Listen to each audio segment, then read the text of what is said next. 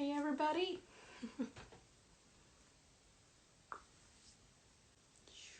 Hey everybody! Thank you for joining. Oh boy! We're waiting for PolyphiliaBlog to join and request joining the live stream. Yeah, I'm excited. Happy to have all of you here. There you are. Yeah, so sorry about that. I've not done a live before, so apologies. Hello. Hey, how are you doing?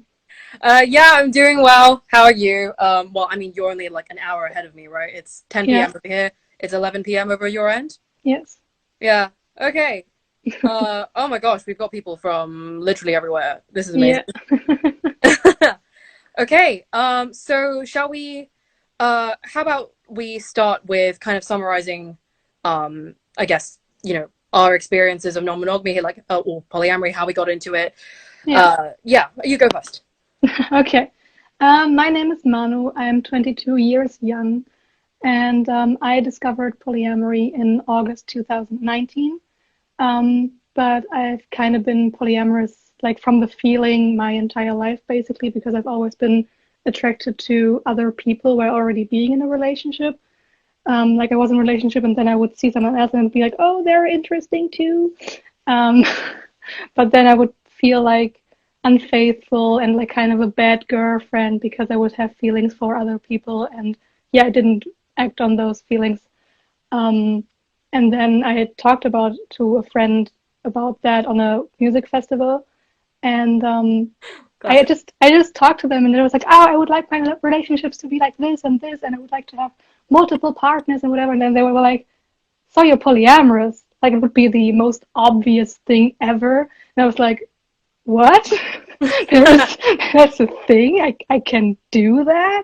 Yeah. And then we kept talking about it. And then after the music festival, I read The Ethical Slut and got more into it and saw videos and like posts on Instagram, and yeah, then I saw it wasn't enough talked about, and then I started this page, and it's been 7 months today since I started this page, and the past 7 months have been so yeah crazy because I've so self-development kind, like I've been developing so much of myself and how I want my relationships to be like, and yeah, transformational, very transformational.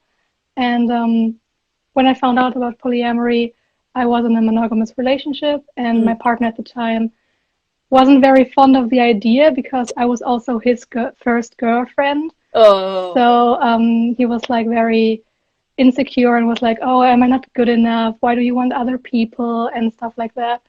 And also, he thought it was a free ticket for cheating, and which it is not. Yeah. And I saw how sad it made him for me to talk about this, and so I let it slide for a while. And then in May or June of 2020, I picked it back up and got myself into like Instagram pages and started this page myself.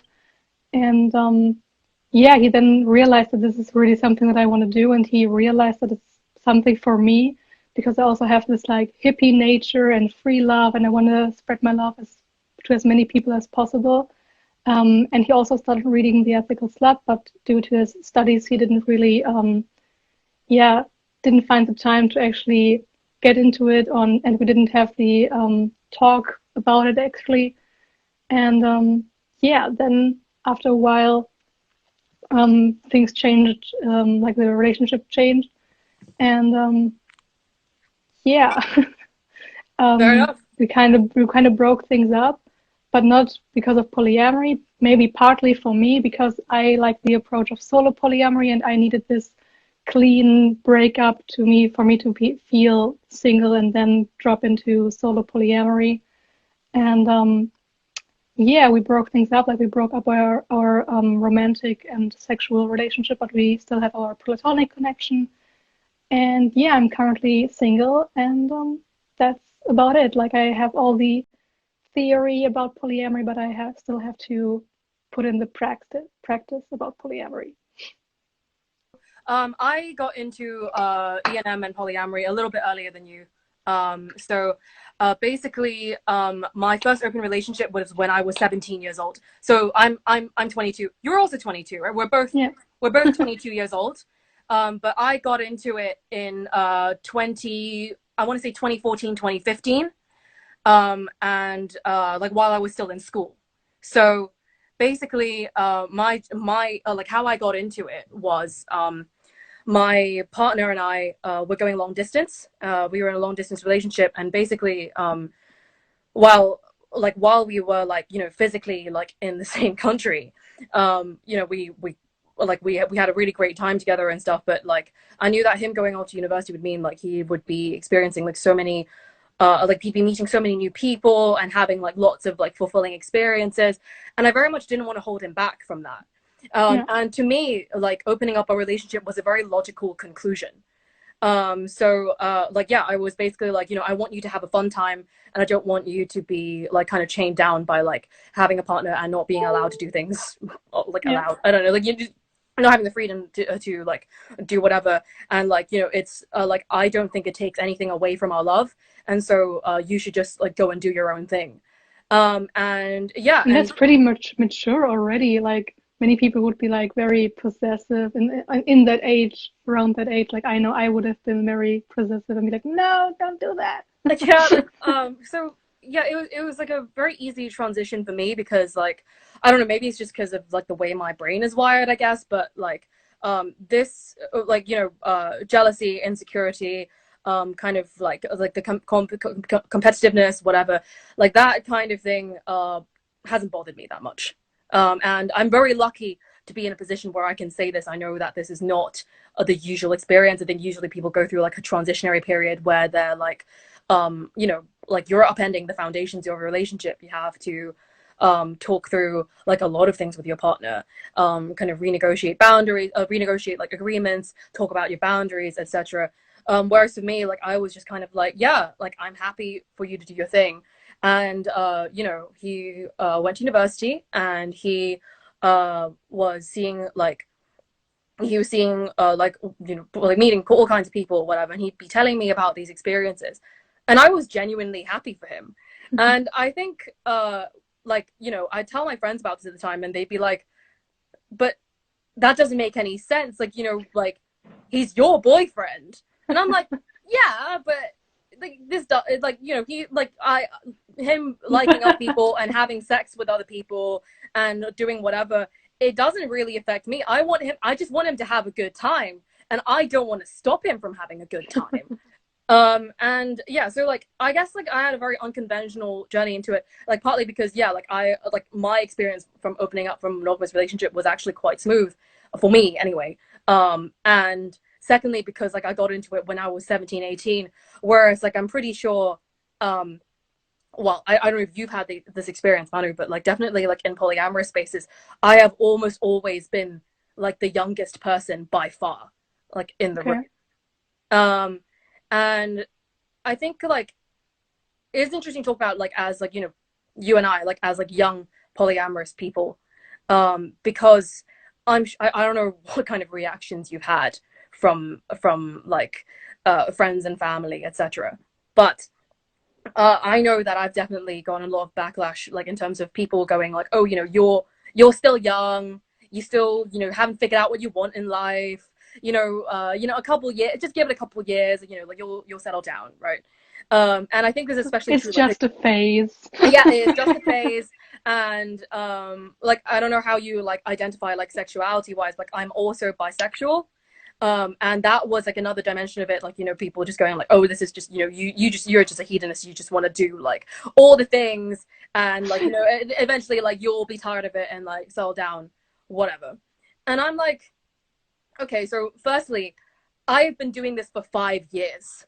I may be 22 years old, I may be like young, but I have been doing this for 5 years. Like I know what I want in life, I know what I'm doing. And also secondly, even if it is a phase, I don't think that's a bad thing. No, because you want it in this present moment, and that's totally fine. If you don't want it tomorrow, that's also totally fine. Yeah, I think you know, you're allowed to change, you're allowed to evolve. Exactly. And I think, you know, like people really, I think really underestimate kind of the value of like a personal exploration and introspection into like what you want out of life, and like experimenting with your sexuality, experimenting with different relationship styles, just doing, I don't know, doing all kinds of wild shit like when you're young. That's the whole point, right? And you know, because if not now, then when are you going to do it? So yeah, like I think when people go like, oh, it's just a phase, to like dismiss people in terms of like what they want to explore in the here and now, I think it's really condescending, honestly, because you know, like even if it is, it doesn't kind of invalidate kind of the current experience that they're having. And even if in future, for some reason, I decide to become monogamous and settle down and have kids or whatever, that doesn't invalidate the experiences I had before. No, right? Definitely not. It's what you know, you and I were exploring, we're enjoying now as like young people like in this crazy world. So yeah, I don't know, like what kind of you know, when you tell people that you're polyamorous and you know they look at you, they see your age, whatever, like kind of what have you gotten similar reactions? Has that been your experience? I think we can go deeper into that when we talk about like coming out to people, because Yeah. I personally don't feel like coming out to people. Like I will mention it when it comes up. For example, yesterday or the day before yesterday, I talked to a friend about sex and sexuality and mentioned my demisexuality. And then we got deeper into it and what my relationships like. When it comes up, I will talk about it, but I won't mention it myself. And I don't know, have this traditional coming out and be like, yeah, I'm poly, or yes, I'm pansexual or whatever. Like I don't feel the desire to do that. Yeah. And like it's fair enough if you want to like kind of keep that like private, because you know, for the most part it really isn't like those people's business. Definitely. And you know, it's a very personal thing, and I think, you know, it is a kind of decision in itself to like decide like not to come out. And also coming out isn't you know, as with like I'm sure as an LGBT person, like you can appreciate, like coming out isn't like one step that you take. It is a constant process. Every time you meet a new person, you come out. Every time, like, yeah, it's not, it's just something that's just ongoing, right? Yeah, it's not definitely. something that is like you come out and that's it, and like everyone knows and the world knows and you don't need to do it anymore. And like it's the same with polyamory. So yeah, like, so how would you kind of, I don't know if you touched on this like while I was like having internet issues, but how like what is your current kind of relationship structure, or like ideal relationship structure? How do you like identify? So sexualized wise, I'm pansexual or slash bisexual. People differentiate, you know what I mean? Yeah. Like bisexual or pansexual, like I don't feel attracted to people like regardless of their gender. And demisexual, which means I need a emotional bond for me to feel sexual attractiveness to a person. For example, one night stands or meeting a person on a first date and then getting along with that person, like going into the bed or whatever directly, isn't my thing. Yeah. Like I need to build that emotional bond to be involved sexually with a person. And relationship structure wise, I really like the solo polyamory approach, which means that I'm mainly single. Like I'm independent, my own autonomous person, and but I still have like relationships with people, but I still want to have this independent lifestyle. Like I want to have my own space, live by myself, and have my own finances and don't share finances with partners. I don't want to marry. I don't want to have kids at this point. And like I described my desired relationship structure as a mixture of solo polyamory, friends with benefits, and relationship anarchy, which means that I basically want to build more intimate friendships with people where like physical touch is more normalized with people, because here where I'm come from, it's something special when you like cuddle with friends, for example, especially when it's opposite gender, opposite sex people. It's like, oh, she wants a relationship with me, we're cuddling or whatever, and I just want to normalize that, because I feel like physical touch is just such a nice thing. It's like intimacy, like this non-sexual physical touch is very, very nice. And yeah, but also have like sexual relationships with people, but like friends for me. And that's like really, really important to me. And at the moment, I have one person I talked about to this, and they're open for it, and we'll be meeting next weekend.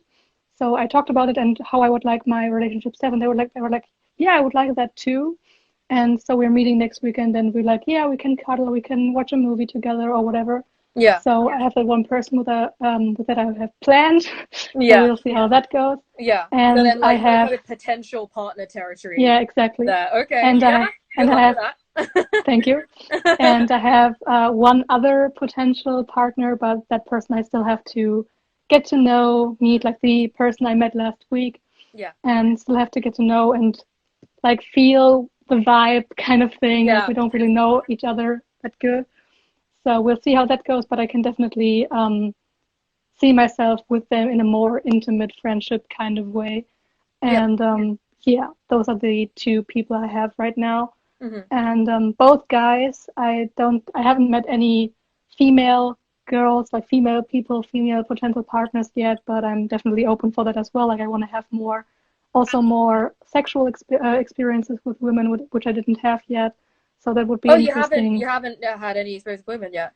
I had one threesome with a friend, like two friends, and one of them was female.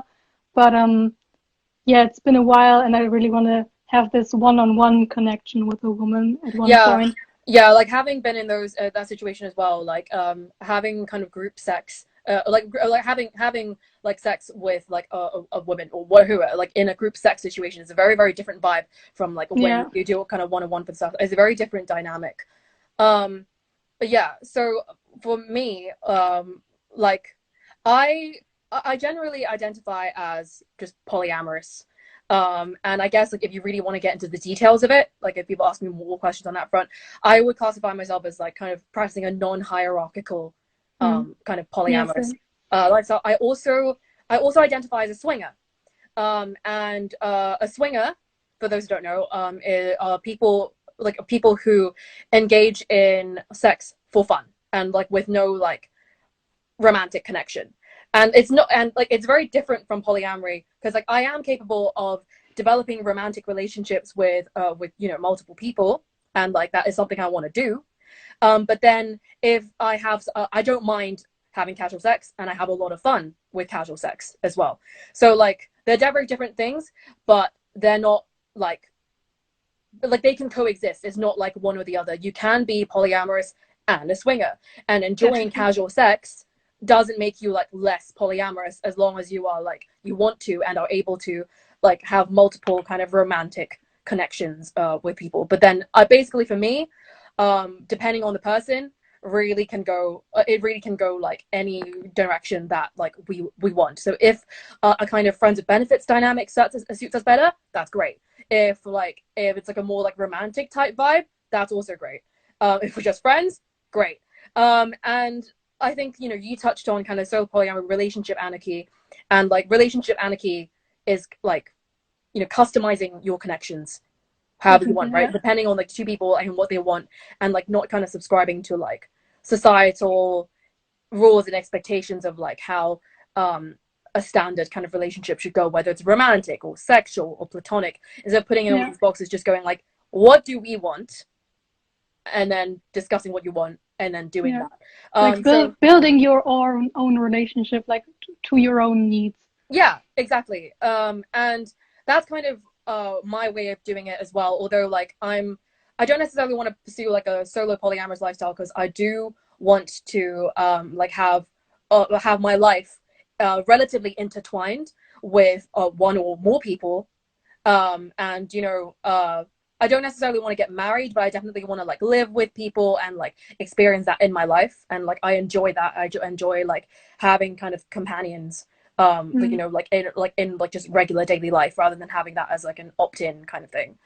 Definitely. And like that's like I guess like how like you and I are very different. But then I think one way in which you and I are very similar is that we kind of are happy to let connections kind of be like whatever, you know, we want them to be, like depending Yeah. on like who we're with, and it doesn't have to be like, oh, we're gonna like follow these rules that other people set. Yeah. And yeah, and I think yeah, like relationship anarchy is a really cool concept, I think, because, you know, it kind of dismantles a lot of traditional ideas about relationships that people have, like how things like should go. And it's about like also, apart from customizing connections, I think it's also great because you it encourages you to not rank your connections with other people. Definitely. Like, I personally don't like having this hierarchy of being like, okay, I'm sexual with that person, so that person has a priority or whatever. Like, no, I don't want that. If, Yeah.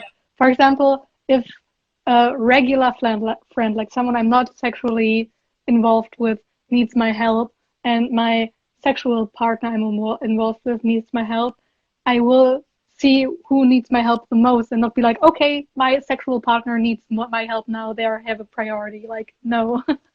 Yeah, I think like it's so like normalized in media that like once someone gets into a relationship, they just this happens so much in real life as well. Like suddenly like they're in a relationship and then all their friends, they just lose all their friends because they're Yeah, like, I this is just my partner. I just Yeah, started reading the stepping off the relationship escalator, and there they said that as well, like this Beispiel, Beispiel, this example of example. Dana and Chris. Hmm. And they said that their friends would fall off, and that their relationship with each other is the priority, and they're all only spending time with each other. And I was like, no thanks. Yeah, yeah, and it's so important, I think, um like for, you know, just your personal life to have um like a life outside of your relationship. And I think it's Definitely. so important to have like your own individual support network, because if your only support network is your partner and then you lose that partner, Then you're fucked up. then yeah, then you're fucked. Like, what are you gonna do? And it's complete bullshit. Like as someone just said in the comments, yeah, it's complete bullshit that like people will get into a relationship and then just like make their entire like, and this is so encouraged and normalized in society. And I think there's an issue like when Like people, romanticizing yeah, that they get into a relationship. relationship and like, this is my world, this is my life, You're and I'll my build one my and entire life. only. Yeah, and I'll build my life around this person, and like they're the only person who matters now, and I don't need anyone else. And it's frightening when people like just like I've met so many people who like literally haven't spent a single hour without their partner for the past 6 months, or they don't, or like they do everything with their partner, and like their entire personality is their partner, and it's frightening to me. And you know, I have you know, I my partner and I are very interdependent. I mean, we live together, he's in the other room right now. But like, you know, we have our own lives, and I think that's really important because I think something that needs to be disentangled, like dismantled rather, in society is like the idea of like you find your other half and then you're whole, and like you are not complete until you find another person, like your soulmate, Bullshit. the You're one. already whole yourself. Like, you're whole on your own. Yeah, You and I don't you think, don't you yeah, don't need anybody to be whole or to be a decent human being or whatever. yeah, exactly. And I think, I don't want to give a person so much power over me for me to feel whole. yeah, Like, no.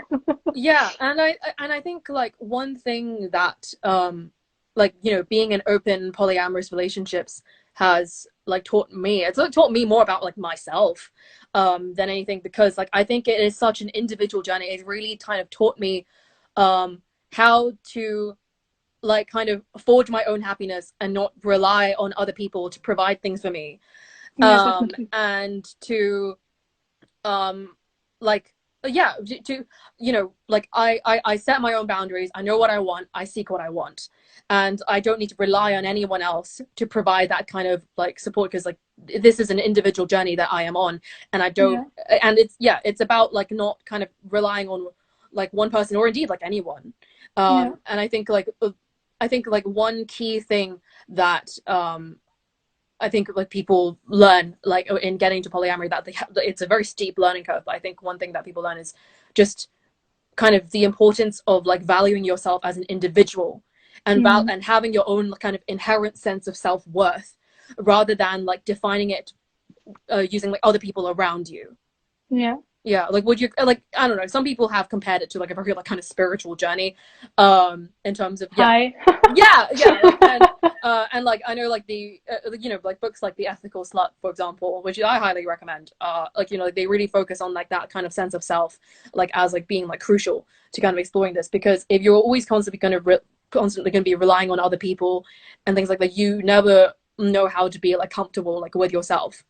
And a lot of people miss out on that. And I think like the thing about monogamy is, I think monogamy is obviously like a valid relationship style, and I understand why people would want to get into monogamous relationships. However, I do think a danger with monogamy is that like it allows people to like not confront to like hide behind their insecurities and like not confront kind of issues of like codependency or like, you know, assessing their own like kind of individuality, like even in a relationship. And I think like that's something that's really important, that like that's a process that everyone needs to go through when they like do polyamory for the first time, because like without that you're gonna have a very difficult time otherwise. Just something I would like to, like, someone commented that they hope they could continue listening. I will upload this to YouTube so you can listen to it like on full. You don't have, of course you can stay if you want, but if you can't, it will be uploaded to YouTube so you won't miss it. Just saying. Like we'll have this on like profiles, and you know, like on YouTube we'll be like, you'll be able to catch up. So you know, if you're busy and you or you need to go to sleep or like do like whatever, you can always check in with us later. But of course, if you want to stay and you're able to stay, please stay. We love the engagement we've been getting in the comments right now. We've got like 60 something people watching, and comments coming in, and like lots of hearts as well. Thank you. I would like to comment on what you said about it's an individual journey and not having to rely on other people. I have so many people reach out to me and be like, yeah, my partner doesn't want this. And I get it. When you have kids and are married, it's a lot more difficult. But when you're just in a relationship without having any law contracts or are married or whatever, any legal binds or whatever, and it doesn't work out and you can't live your true self with that person, then break up with that person. If your relationship styles aren't compatible anymore, break up with that person. And I mean, you can still have that platonic connection like I have with my most recent ex-boyfriend, and it's totally fine as well. But if you want to live that polyamorous lifestyle but can't do it with your current partner, then that's totally fine. You can break up with them and search for people who are willing to do that. Yeah, so I think like we got a lot of, I mean, we've received like almost like 100 questions, right, from our followers. And yeah, like a big question that we got was, I think I'm polyamorous, but I'm in a monogamous relationship. Like, how do I approach the subject with my partner? What happens if like, you know, they don't want to open up, right? And like, I want to touch on like, there's a couple of routes. I think, yes, definitely, like if you two are just not compatible as people, yeah, definitely consider like, you know, maybe like you two aren't going to be compatible long term, and this is just going to cause you a lot of suffering long term. But I think like in terms of like the process of like approaching your partner about this and, you know, undergoing this kind of radical change to your relationship, I think my advice is, like as someone who has done it, right, is kind of like I think it's a good idea to talk about polyamory in a more kind of general sense. So instead of going, I think I'm polyamorous, I want to open the relationship now, let's do it. I think approaching it from like, so what do you think about polyamory? Just like opening the discussion about it. Or if you like watch some shows or whatever, like watch a movie, there's like a fair bit of like non-monogamy related kind of media that you can consume together, and then discuss it afterwards, go like, oh, is that something you might be open to trying? And obviously like from like that's like a much more kind of gentle introduction to going like, is this something that you would like to try in real life? But like, going like, this is something I've decided I want to do it now, it's like not going to be Definitely. the best approach, right? No, definitely not. Yeah, and then like in terms of like kind of, so like there are a couple ways this can go. Either your partner is happy to do it with you, in which case great, do the work together, open up, like communicate, negotiate, whatever, and like we can talk about more than that. Second, and like if they're not down with it, then there's two possible routes you can go. Monopoly relationships, for example. Yeah, so we got a lot of questions about like monopoly relationships, which is like a relationships between a monogamous person and a polyamorous person, and whether those can work. And yeah, like, so it's a situation of like one person wants to go like, wants to be like, oh, I want to stay monogamous, and then the other person's like, no, well, I want to see other people. And like obviously this highly depends on like, you know, the two people in that relationship. And actually like for a long time, like I actually thought for a very long time that monopoly relationship didn't work. But I like, you know, I having kind of met more people and like you know, just seen more in my life, and also personally someone in my polycule being in a monopoly relationship, like I have seen like how it can work for some people, but not without difficulties, because like I think like not everyone who is monogamous can handle dating someone who's polyamorous. Usually in the vast majority of cases, if you're monogamous, you also want your partner to be monogamous, and that is okay, and that is valid, and I think that is like a valid need to have in a relationship. If like mutual monogamy is what gives you fulfillment in life, like that is your yeah, that is your right, that is your boundary. I don't think like also like if your partner's trying to push you into your polyamorous relationship like without your full agreement and enthusiastic consent, that is a dick move, and that is not okay. There's a very helpful kind of Facebook support group specifically dedicated to like polyamorous relationships, and I do like lurk there quite a lot.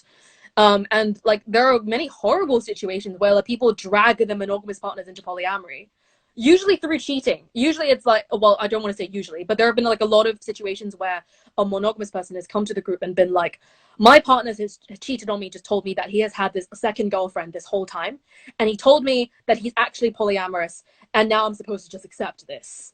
And that's not okay. That's not okay in any way, shape, or form. It's not even polyamory, because polyamory implies consent. Yeah. And cheating isn't consent. Yeah, exactly.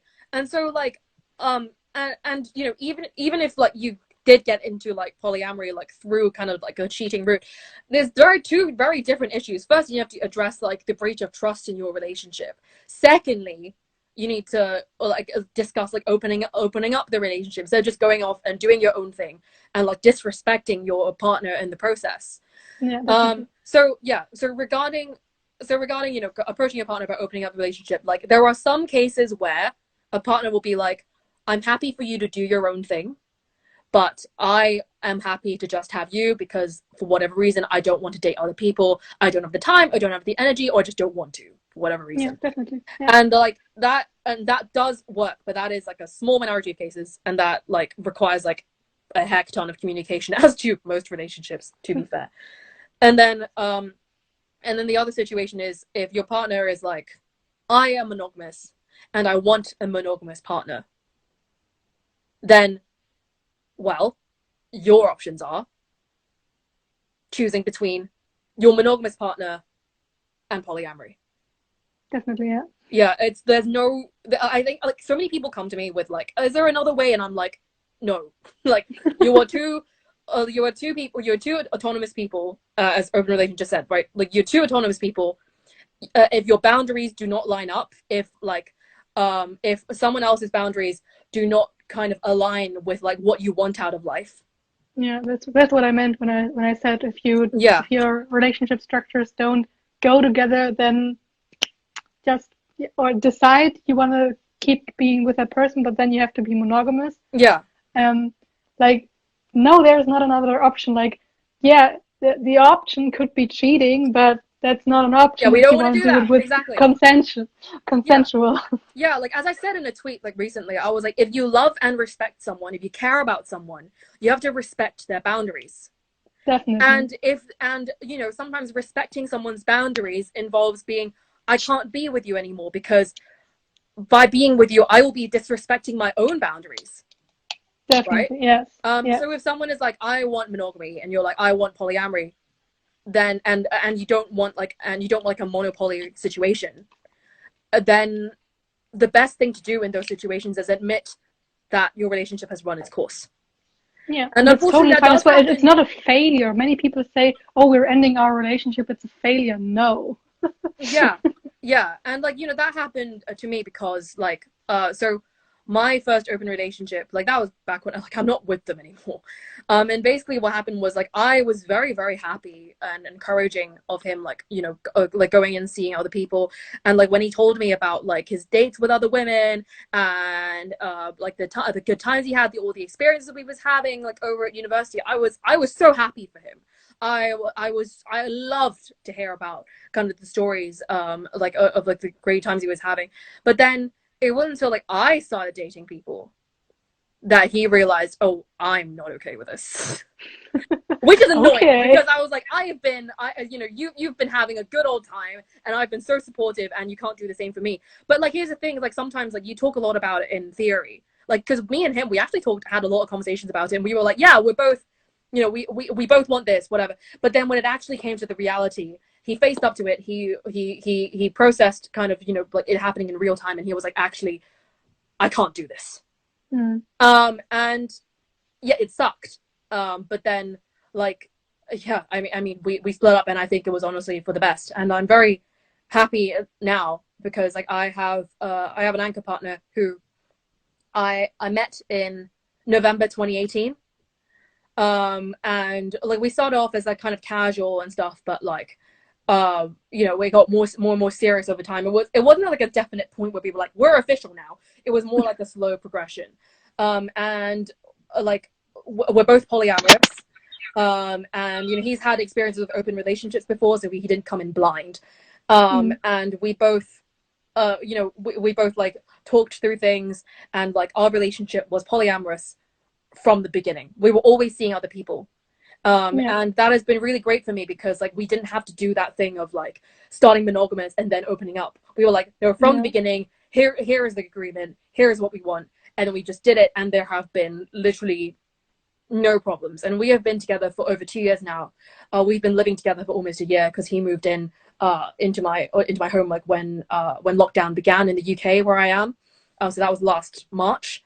And yeah, we've seen each other like almost 24/7, and it's been honestly great. And like, and you know, before that, like when you know, before COVID and when it was like much easier to like meet people and stuff, like yeah, we'd both be seeing other people, and like at one point like he had another girlfriend, and I was like very supportive of that. And yeah, it's just so nice to be dating someone who gets it, who you know, you don't have to kind of explain things to, and like is like good at communication, and like just kind of has the same worldview as you. And I think like I'm so I feel so lucky to like like I found him, and like it's yeah, so we have a great time. And yeah, and I think it's important in general to just kind of find someone who like shares your values, or at least if your values don't line up completely, at least kind of respects your wish to like live your truth and live your like your like, you know, and actualize like your own values. And yeah, so yeah, so we got a lot of questions about, you know, kind of opening up, and I guess there was no kind of like easy process for this in terms of like, but you just have to have a lot of conversations. And like usually from what I've seen, like people usually recommend discussing and like talking about it for like 6 months to a year before you even consider dating other people.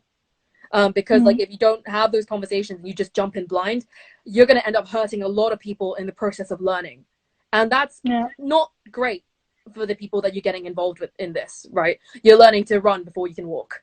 And like yeah, and I think like yes, it can be exciting to want to jump in and do it right away, but like honestly I think like patience is key. I think like sitting down with your partner, having these conversations, really making sure that this is really what you want and isn't just and like making sure that you know what you want. Yeah, Because exactly. like making up your mind what your relationship, what you want it to look like. Because for example, I'm just currently doing that I'm making up my mind about what I want my relationships to look like, so then I can meet people who have the same values. For example, that one guy I'm meeting next weekend, for example, Yeah, like actually meeting people that have the same values. Because when I don't have made up my mind about that, how I want my relationships to look like, I can't look for the people that have the same values when I don't have thought about them myself. yeah.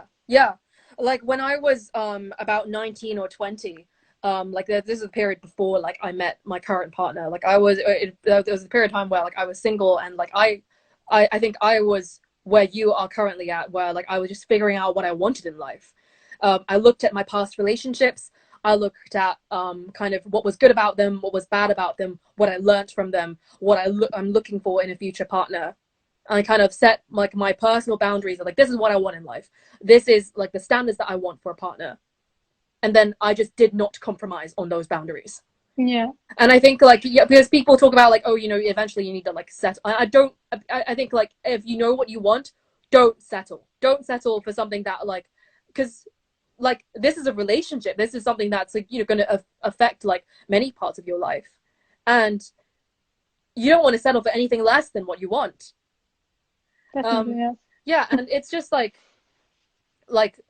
you know, I especially like with my early experiences of like non-monogamy and polyamory, obviously like my first open relationship was a train wreck, because like like as soon as I started dating people, my boyfriend at the time got so jealous, so possessive, like borderline abusive, which I won't get into. And like that was like a bad experience for me, but that didn't turn me off non-monogamy.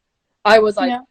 I know who I am. I know what I want. And I know there must be other people like me out there. There must be other people who want the same things that I do, who like have a similar outlook on life. And Yeah, I will definitely. find them. And And maybe one other thing that might be very important is that many people don't feel comfortable being alone or being by themselves. yeah. So they will compromise for something less or settle for something less because they don't want to be alone. I see that so often when I talk to people, that they're like, yeah, I want to meet people, but they don't align with my values and blah, blah, blah, blah. Mm-hmm. And I'm like, yeah, then be alone for a while. That's totally fine as well. Like, Yeah. I'm single right now, and that's totally cool. Like, I wouldn't want it any other way. Solo polyamory being a whole different thing. Yeah. But being single is not bad. Being single is actually very, very cool, because then you can actually do those reflection exercises and think about your past relationships and what was good about them, what was bad about them, and get clear on what it is that you want before getting into a relationship. And like, because when you haven't done those reflection thing and then getting in some kind of a relationship, and then you're realizing, oh, I don't want this kind of relationship, then you're hurting this other person because they wanted to be with you in a relationship, but and then you realize, no, I don't want this kind of relationship, and you get out of it again. Yeah. It's just okay to be single and figure stuff out by yourself, and be single for a while. It doesn't matter how long you've been single. As you said, figure out what you want and then find the people who want the same thing. Yeah. And it's like this touches on like what we said earlier about like, you know, going on a very individual journey, because like, yeah, if you don't, I think if you don't know how to be alone, it's going to be very, very difficult to be polyamorous, because like even if you have multiple partners, even if you have all the love in the world, there will be situations sometimes where both or like all of your partners are busy and they don't have time for you, and you just have to sit alone and figure out what to do with yourself. And I think like in those I think like yeah, like if you seek value purely from value and like self-worth from other people instead of like having it inherent in yourself, you're gonna have a very difficult time no matter how many partners you have. Yeah, And definitely. I don't think that changes by being polyamorous. I don't think being polyamorous and having multiple partners is a way to kind of shield like never being alone. No, Because definitely. I think you have to learn how to be alone and be happy with that. And your relationship with yourself is also the mirror of your other relationships. Like, the relationship you have with yourself is a mirror of the relationship you have with others. And if you're not comfortable being by yourself and being content with yourself, the relationship you will have with others aren't gonna be nice.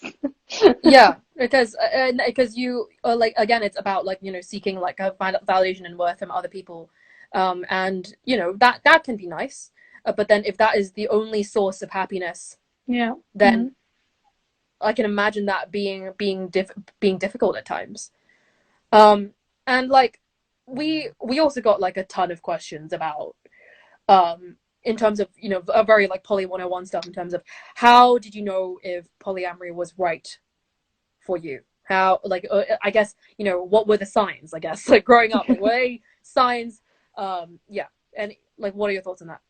yeah. I had this post like last week or something, or maybe a little bit longer, where people shared all their stories, like little thoughts they had in their head that later on they realized, oh, I was Yeah. polyamorous for a while now. Yeah. And it was so nice reading all of the stories and people thinking like, if people cheat on me, it doesn't mean that they don't love me, and some things like that. Yeah. And it was really fun reading those stories, like this internal thoughts of like this, having already these polyamorous thoughts already, and but not knowing that polyamory is an actual thing. It was very fun Yeah. listening, reading to those stories.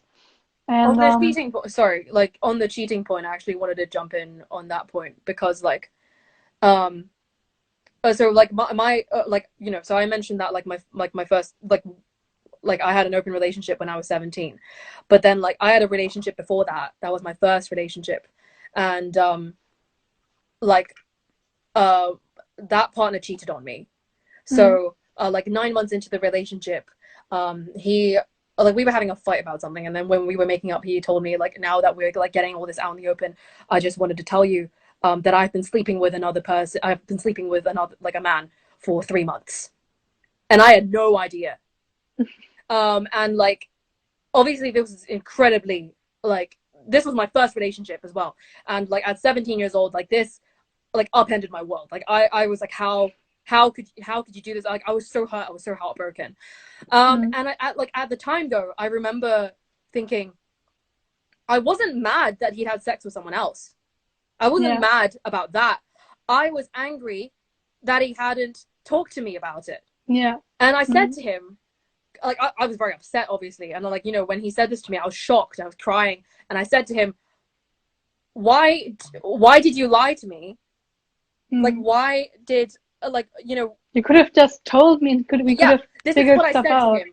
I would, you know, like I had literally like zero understanding of relationships at the time, but like I knew at the time, I was like, if you had come to me and told me you wanted to explore your sexuality and that like you wanted to try doing stuff with men as while dating me, I would have said yes. I would have said, I was completely fine with that. And instead you chose to lie. Instead you chose to do your own thing and disrespect me and go behind my back without considering how I would feel about the situation. And this is especially because like at school, I'm pretty sure there were people at my school who knew that he was cheating on me before I did for 3 months. And so like this was a horrible and nobody situation. told you as well then. Yeah, and this was an awful situation for me. But then like, I said this to him and I was like, you could have just come to me and asked me and I would have said yes, and then you could have done whatever you wanted. You didn't have to lie. And he looked at me like, what? Like this was That's an option. Yeah. And then it was in that moment that I was like, oh wait, other people don't think like this. Like other people, like, because it seemed like such a logical thing to me. I was like, okay, well, I am a woman. You want to explore stuff with men. I cannot provide that. Because I'm not a man, obviously. Yeah, because I'm not a man. And it's like, that's fine. If you want to explore your sexuality, I don't want to hold you back. Go and do your thing. But then, and this just seemed like common sense to me.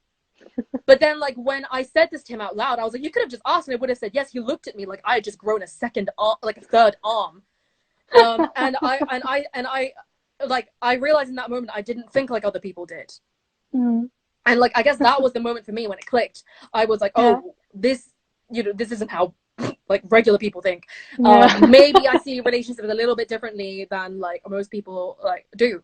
And I remember also like in relationships, like because I was expected to be jealous, right? I think you know, concept, my you're partner expected to be my partner jealous. was an actor. My partner was an actor, like in a school play, and then in a play that he was in, he like was like he had to like kiss someone else like for a play.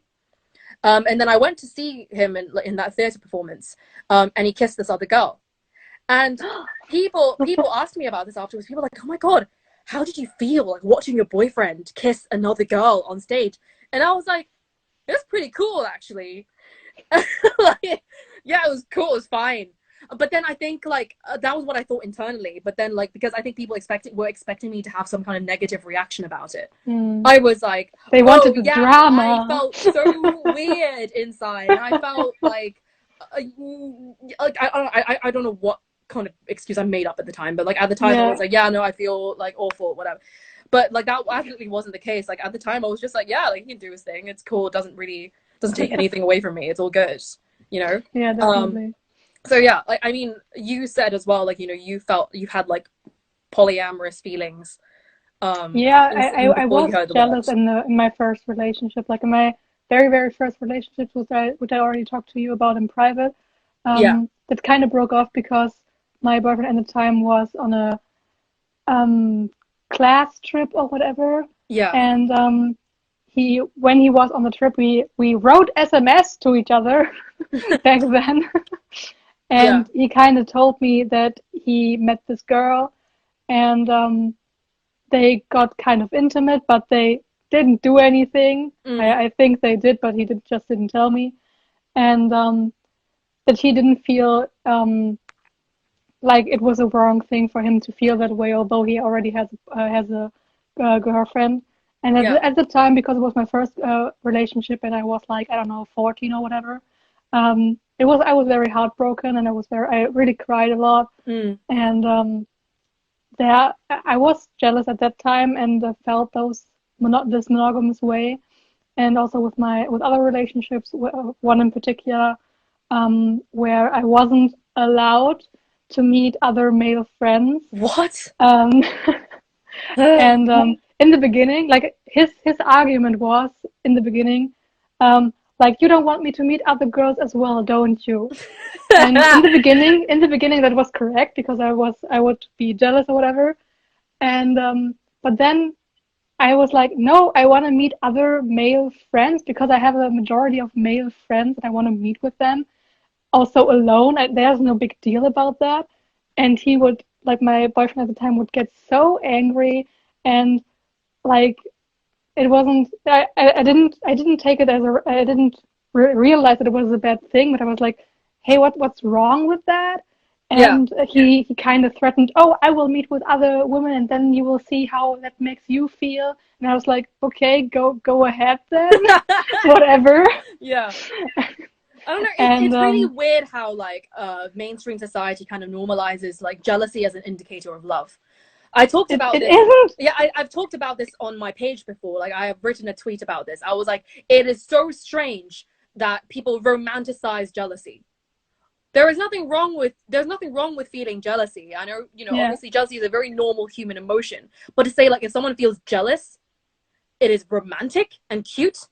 If they do it, like, that is like such an alien concept to me. Oh, he's so possessive of me. What? Yeah, and you know, like and your partner at the time, like just going like, I'm gonna do these things to make you jealous. Now, you know, why would you do that to your partner? Why would you do that to someone who you supposedly care about? And it's so absurd to me.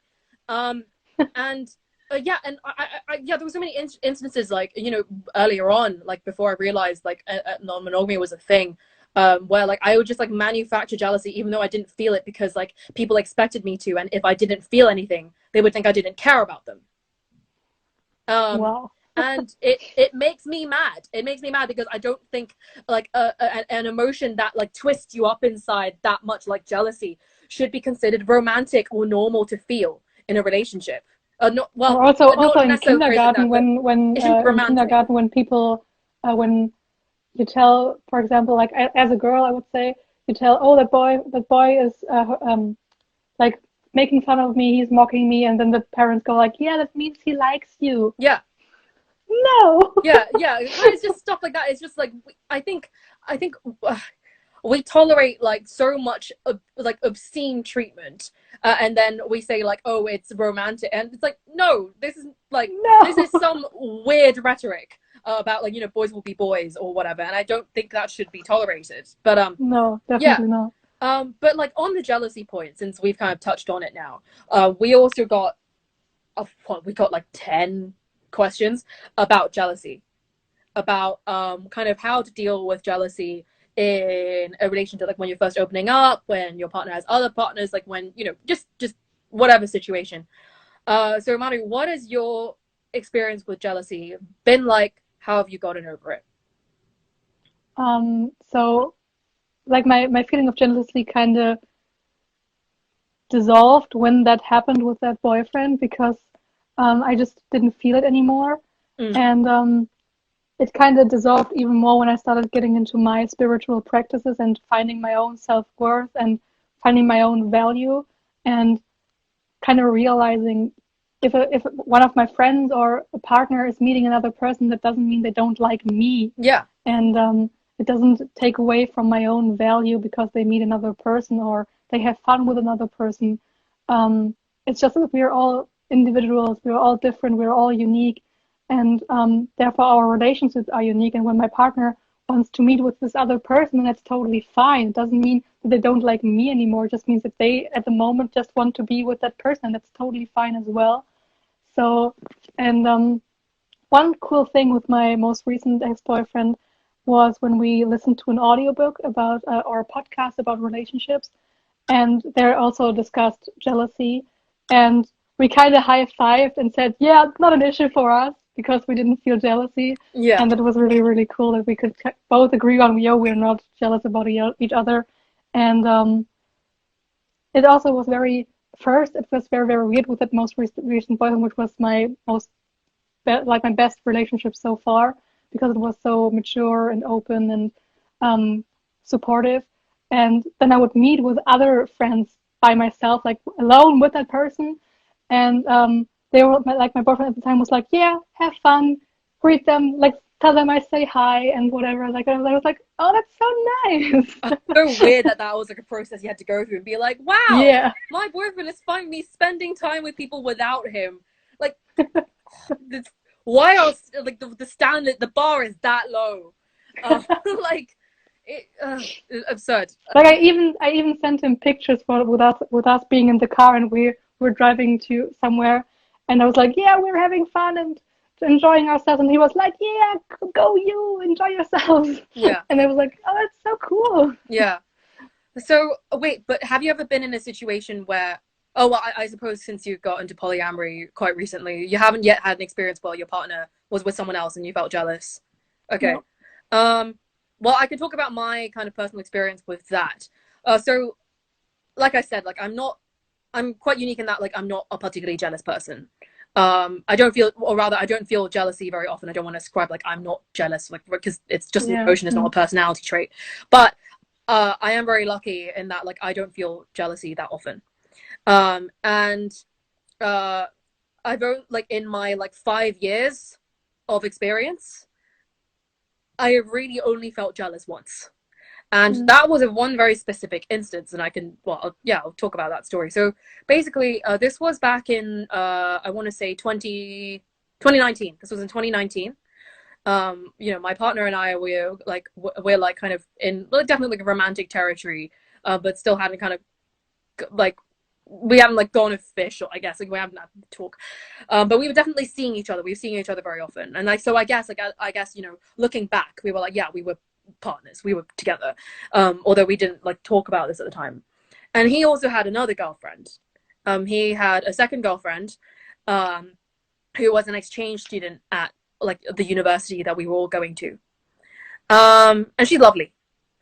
And basically, so because she was an exchange student, like basically in the summer she had to go back home. And so a bit of context. My partner doesn't like having his photo taken. He's not very comfortable with like just having like lots of photos taken of him. He doesn't like kind of posing for things, and he's generally quite like camera shy as a person. And like over the course of time I'd known him, like I very much love taking photos. Like I love like posing for things and like doing like fun things. You know, whenever I'm out with friends, I love to take photos just for like posterity reasons. And I'm very much like a photo person. Same. He's same. not. And like when I knew him, I was like, okay, well, this is just something that like it doesn't bother me. So, you know, me and him didn't take that many photos together. Like because I respected like that was like a thing that he wasn't comfortable with, and obviously I didn't want to make him uncomfortable. So this other girlfriend that he had, she was leaving. She was leaving to go back home, and my boyfriend was not going to see her again. Basically, like this was basically like, you know, the end of their relationship. It was only ever meant to be short term because like she didn't want to do long distance. Practically speaking, they weren't going to see each other again because like they were literally on opposite ends of the world. So like it wasn't going to happen.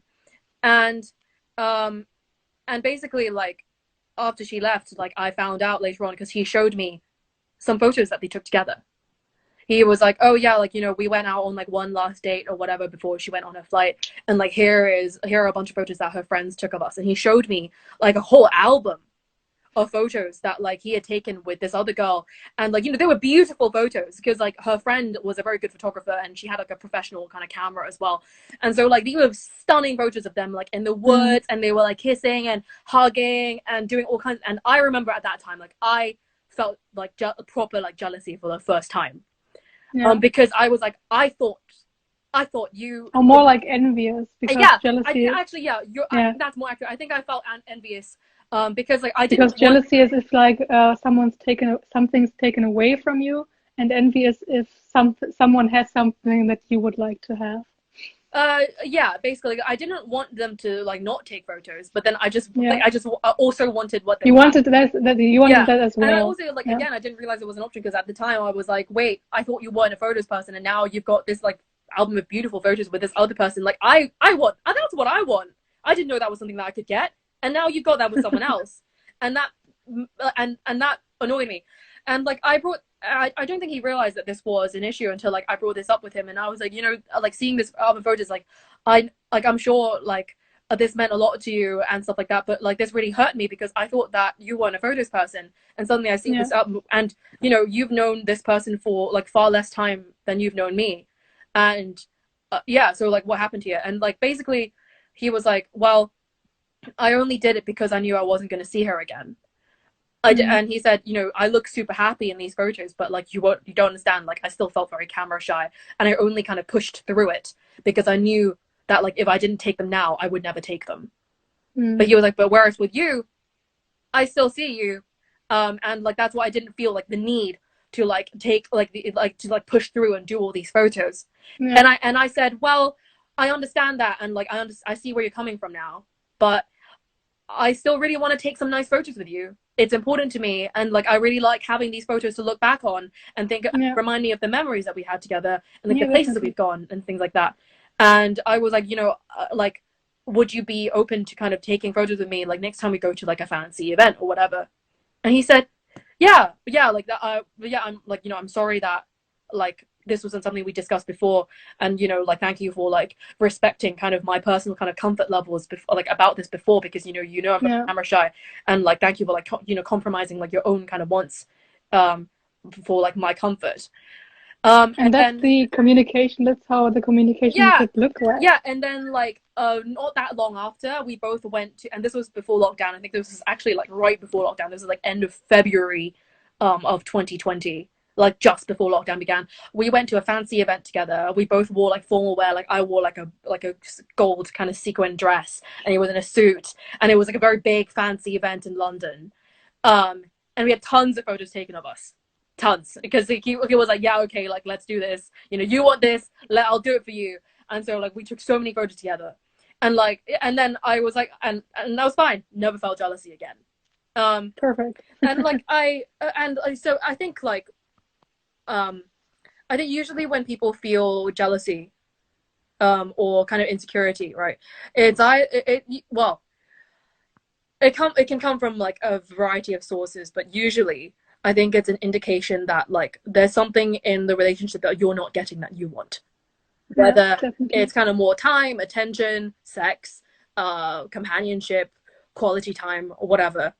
And I think it's like instead of kind of projecting and going like, I'm gonna take like you're having a good time with someone else and I don't like that, so you're not allowed to do that with someone else, thinking, oh, this is something that I want in my relationship, and to go to your partner instead of going, you're not allowed to deal with that other person anymore because that makes me feel bad, go, hey, I saw you do this thing with someone else and that's something that I want as well.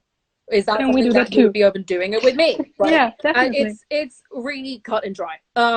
And like in other like not getting personally attacked because the person did it with another person, but like just asking, hey, can we do that too? I would like that as well. It's no big deal. Yeah, exactly. And like I think again, this is something that's normalized. It's where like, oh, if your partner is having a good time without you, that's something that like and like the kind of taught response, I guess, is to go like, you're not allowed to have fun without me. I must be there for like, all the good times you're having. And that is so weird to me. Yeah. And like I think like this is touching back to like the kind of individual journeys kind of thing. It's like your partner's allowed to have fun without you. Your partner is allowed to have happy and fulfilling experiences that do not involve you. You do not have to be the only source for your partner's happiness. Yeah. Right. And I think it's toxic to be like, you're not allowed to have a good time without me. Even worse, going, I'm having a bad time, you're having a good time, and because I feel bad that you're having a good time because of like, you know, the difference in like good time having, I'm gonna take your good time away from you to make me feel better. I think like it's like I think that is something that we should get rid of ASAP. And like kind of appreciating your partner is their own person and they are allowed, and you should encourage them to have like fun, fulfilling experiences on their own, and for you to both be mutually supportive of each other.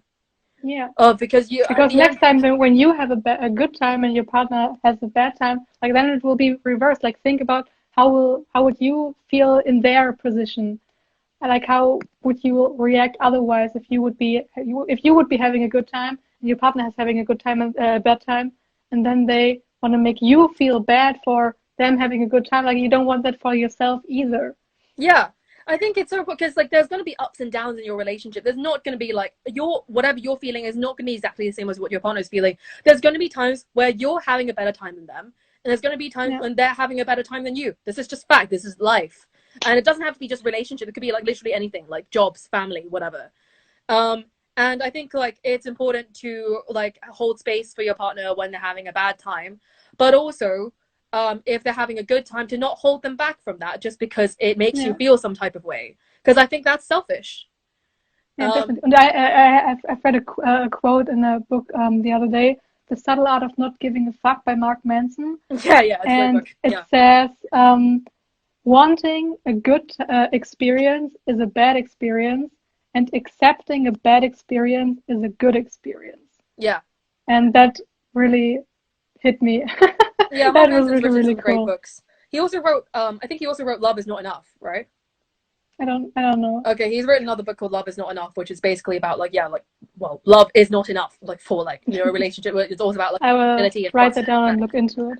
Yeah, we can talk about like kind of book recommendations. I'm just looking at so full disclosure to everyone watching, like we've got like a Google Doc of like all the lists that we Thank you for all of your questions. Like we got 85 questions like in total on our question stickers, in our comments, in our direct messages. Thank you for the engagement and inspiring us to have a discussion about the things that like you are interested in. It's really, really cool. Yeah. We actually talk about it, doing it a weekly thing or something, because we got so many questions. Yeah, literally, like we will not be able to answer all of these questions. Like I tried, what we did was we compiled all the questions we got, we categorized them by topic, and then like in terms of just general, like where do I start, how do I come out, stuff like that, and there's so much to cover, and I don't think we'll be able to cover it in this sitting. And we're already talking for an hour. Yeah, wild. So okay, let's go back to the doc. Okay, so there's a question about, I think we touched on this earlier, but like I realize I'm polyamorous, how do I come out? What was your experience of coming out? I didn't. You didn't?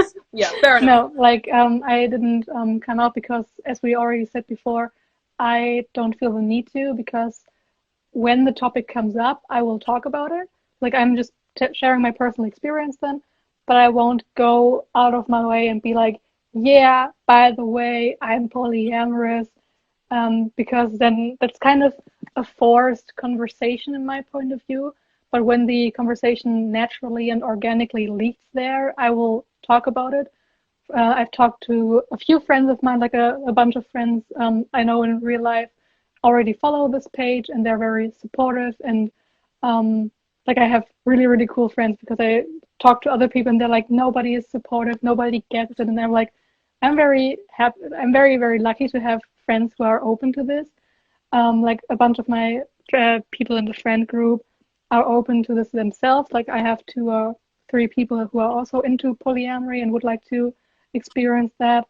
And like I have a very, very open friend group. We are also playing games where we talk about sexual stuff and sexual stuff we've did and stuff like that. And as I already said, yesterday I talked to a friend about how I want to have relationships and demisexuality and stuff like that.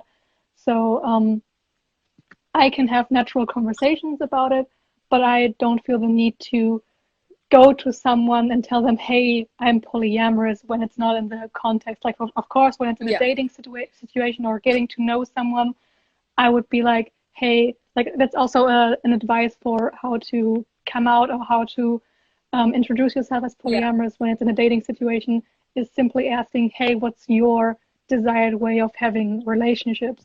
Because I already posted this a while back to normalize asking this, because that puts monogamy out of the default and kind of introduce, like, it's also starting a process in the person and be like, okay, I can have other relationships, like monogamy isn't the default, I can have polyamorous relationships or whatever.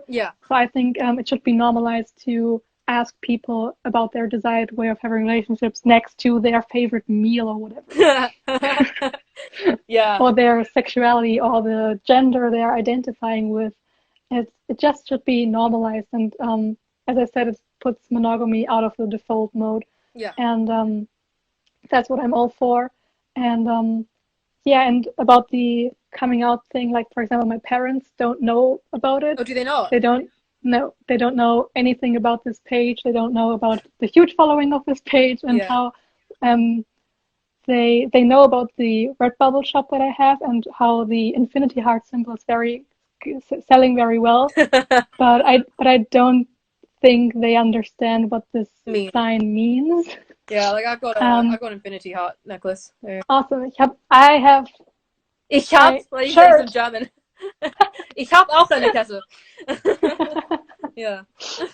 And I just don't feel comfortable telling them because when I kind of dropped hints that I'm also attracted to women, my parents would be very conservative and be like, what?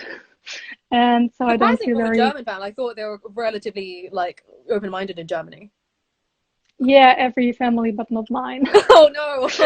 like all the from my girlfriends from kindergarten, all their other mothers are very, very supportive, but mine in many aspects. They're very like, yeah, she has to explore herself. For example, one big thing was dyeing my hair blue, and my parents were very, very against it. And but the family of my friends were like, yeah, she has to do it. If not now, then when, and stuff like that. And I just don't feel comfortable talking to them about it. When it comes up one time that I want to invite them, like two partners to an event, which I don't want because I want solo polyamory, so I don't want to have this implication of invite your boyfriend or whatever. Like I don't like that. I don't want to be seen as a unit. So that won't happen either. That's fair. But I just don't feel comfortable and therefore don't feel the need to come out, because then I kind of open myself up to the judgment that I could receive, and it's just not something I desire to experience, to get the judgment, because I know I will receive it. Because like people underestimate like the amount of work and the kind of emotional labor that you have to go through, like with coming out, like explaining it to people, dealing with the backlash, etc. And some people are just not emotionally strong enough to receive the feedbacks, to receive the negative and backlash. Yeah, and also like from a safety angle as well. Sometimes it's not safe to come out. Yeah. Right. For example, some parents threatening to throw you out or whatever. Yeah. So my experience of coming out, right? So like similar to you, like, you know, I didn't make it. It wasn't like a one thing, like where I was just like, I'm polyamorous, like on Facebook, and then everyone knew, and then no, it wasn't like that. It's just like it comes up if it's relevant. Yeah, but I'm very open about it. I'm very open about it, and like I'm open enough same. about it online that like basically at my university, like I was the poly person. Like and basically like I would get random messages from people at my university who I didn't know on Facebook. They would just message me and go like, hey, I know that like you're like openly polyamorous, and like, you know, I have a few questions about like, you know, because that's something I've been questioning. So like, yeah, basically like, because I founded the like polyamory society like at my university, so obviously I was kind of the face of that basically, and like I've now graduated, so it's been passed on to someone else, but like, you know, like I was very open about it, and like I was kind of the person who people like went to like about kind of just advice on opening up someone's relationship or like figuring out like personal identity and that kind of thing. And as for kind of like family, this is difficult for me because well, as you can see, I'm Asian, and my parents are Asian, and like I grew up in Hong Kong. So yeah. I grew up in well, you know, Asian majority country, and Hong Kong is a very cosmopolitan, you know, like international city, but at the end of the day, I think it still holds on to some very traditional values. And so I spent like 16 years of my life, you know, from like in Hong Kong. And then when I was 16, I moved to the UK to study, where I still am now, and I'm now 22. And so, you know, having that upbringing where like I didn't even know that like gay people existed until I was like 14, 15. I didn't even know that was a thing. Like coming out has been an interesting process because with my family, like my family very much believe in like, you know, marriages between one man, one woman, and they're not like, I think they're not necessarily like violently homophobic or anything like that, but then I think like they've got an idea of like the right way to do things. Yeah, you know? my family as well. Like, you know, because like my yeah, so it was very difficult for them to accept like when I came out to them as bisexual, and then more recently coming out to them as polyamorous. And I think even so now, you really went to them and told them, yeah, I'm bisexual, like you started the conversation about it. So both kind of, it came up by accident because like basically like I was dating a girl at one point, and then like my mom was just asking me a lot of questions about my life, and it just came out of my mouth. I was just like, I'm dating a girl, okay? This is what's happening. My mom was just like, what? And then regarding like the polyamory thing, like my mom found out like through like my social media. Like basically, I had a family friend like see how active I was being, like talking about polyamory on social media, and like she tattled on me to my mom. And then my parents came to me with like, you know, the screenshots and were like, what is this? So that was fun. That was a fun experience for me, because that just got dropped on me. But you know, like explain this. Yeah, so like I had just gotten used, but like, you know, because I'd gotten used to like just having to talk about polyamory in everyday life, like I handled it all right. It was fine. But like even now, I think my parents prefer not to think about it. My parents are just like, because you know, like I have a male partner, who lives with me, and we're very serious. I guess we're like serious, and like, you know, to an outsider, we look like a standard heterosexual monogamous couple. Yeah. When reality, it's the same like, with Alana from ENM Inclusion. Yeah. She's also with a man. Yeah. But she's looking for a girlfriend, and her partner is looking for a boyfriend. So they're polyamorous and queer. But they look to people as a straight monogamous couple, which can be very difficult at times. Which is like you just never know. Like, you know, you look at like, which is why you should just never assume. Definitely. Yeah, and I think so. Yeah, to outsiders, we look like a regular heterosexual monogamous couple, but like, you know, we're both polyamorous. I'm bisexual, we both like we're both swingers. We love we love doing that kind of thing. And yeah, you know, like most of my friends are queer. Most of his friends, like we're kind of just in a big kind of pod, and yeah, and this is just not immediately obvious to people. But basically, yeah, to my parents, they prefer not to think about it, and like they're happy to just kind of look at my relationship from a distance and go like, yeah, that looks fine, and that is fine with me.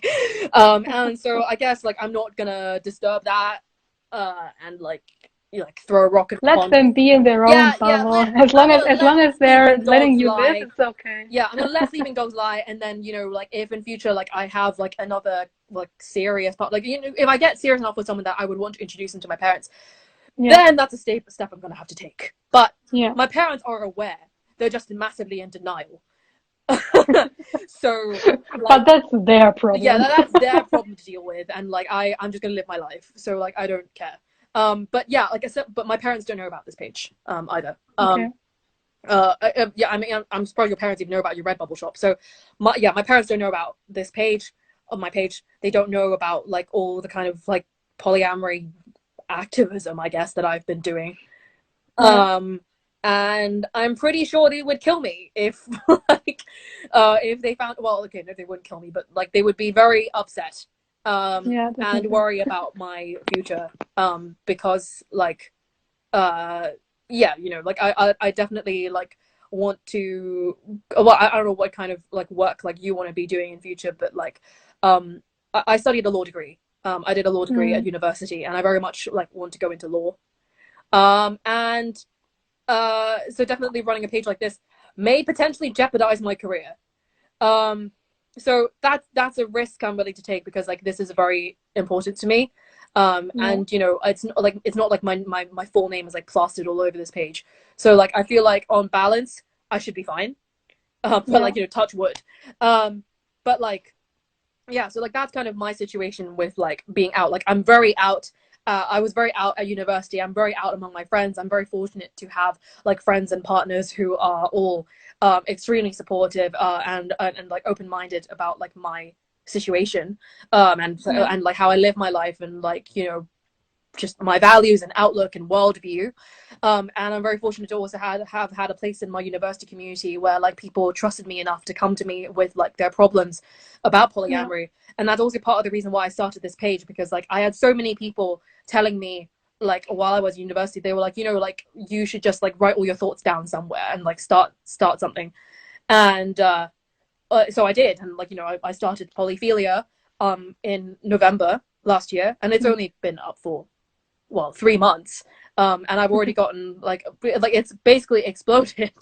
And I think like, you know, spaces like the ones that you created, Manu, and like the you know, ones that we create and various other polyamorous creators make, it shows like, you know, how, and like the kind of engagement and attention we've gotten shows like how necessary these spaces are for people to kind of rally around and like find community and find people who relate to each other, find people to kind of share experiences and advice, etc. I see that so often when I send out my welcoming messages to people, and they're like, yeah, I'm so grateful that I can talk to you about this. I don't have anybody in my direct environment to talk about this, and I'm very, very grateful that I can be that person to people, because sure, I have some people in my environment that are open to it, but I don't necessarily feel like they're not polyamorous, they're not practicing it. Like I don't have any actual person, like people practicing polyamory in my direct environment. So I just like to be that person for other people, that they can talk to me about polyamory. And that's also one of the main reasons I started this page, because I wanted to connect with like-minded people and hear their stories about polyamory. And yeah, definitely. And in general, to my friends, I'm also very open, like in the beginning and also at the moment. Still, I'm sharing my own posts on my private personal Instagram page in my stories. Like all the people that follow me there, which are mostly like personal friends, they know about it. They know, like I haven't talked to everybody about it, but they know. I think they know. Yeah. And that's totally fine for me as well. And with a few friends, I start discussions about it and talk about it, and it's totally fine as well. And I'm also open for friends, like actual friends, coming out to me, like not coming out, but coming through and saying, "Hey, I'm interested in this," and well, like I would be open for that as well, because I'm practicing it with this page, that people come to me and ask me for advice, ask me for guidance, and yeah, I'm very, very grateful that I can be that person for some people. Yeah. Or so many people. So like what books and resources have helped you like on your polyamory journey, like when you first started out? Because we got a lot of questions about like, oh, book recommendations, etc. Yeah, what are your yeah. recommendations for like what to read? What helped you? Well, the first book I read in the beginning, when I think I searched on Instagram for like polyamory or polyamorous, like the hashtag. Yeah. And then I found The Ethical Slut. Mm-hmm. So I got into that. I didn't quite finish reading it, but I got to the chapter which was about opening up an existing relationship, which was my most important thing at the time, because I was having that relationship with that partner. And I found that, like, at the time, I really, really enjoyed that book, because it was really, like, it isn't about polyamory altogether. It's about open relationships, like ethical non-monogamy in general, like everything that's in there. So it's not a Bible for polyamory. It's not a Bible in any kind of way. Well, people do treat it that way. Like The Ethical Slut is recommended a lot in polyamorous spaces. Yeah, I recommend it myself a lot. Yeah, like the values do overlap quite a lot. Yeah. Yeah, definitely. And another book that's not specifically about polyamory, but relationships in general, is Some Thoughts About Relationships from Colin Wright. And there are very, very cool things in there. For example, an exit policy, which is about talking about a breakup before it's an issue. Yeah. Which I think is very, very important, especially when you live together, when you have kids, when you are married, that you talk about this before it happens. Because before, when you still care about that person, you have the highest interest for the person, and then you figure out a plan together, because then, I don't know, maybe something bad happens, someone cheats or whatever, then you might be angry at that person, and then you're like, no, I don't want this person to have this or that, I will keep it, and then you don't have the highest interest for the person anymore. Yeah. Or when you have kids, and you're like, oh, your partner, your father cheated on me, but that you talk about it beforehand, how you will deal with a breakup, how you would communicate with your children and stuff like that before it's an issue. Like, I think that's very, very important.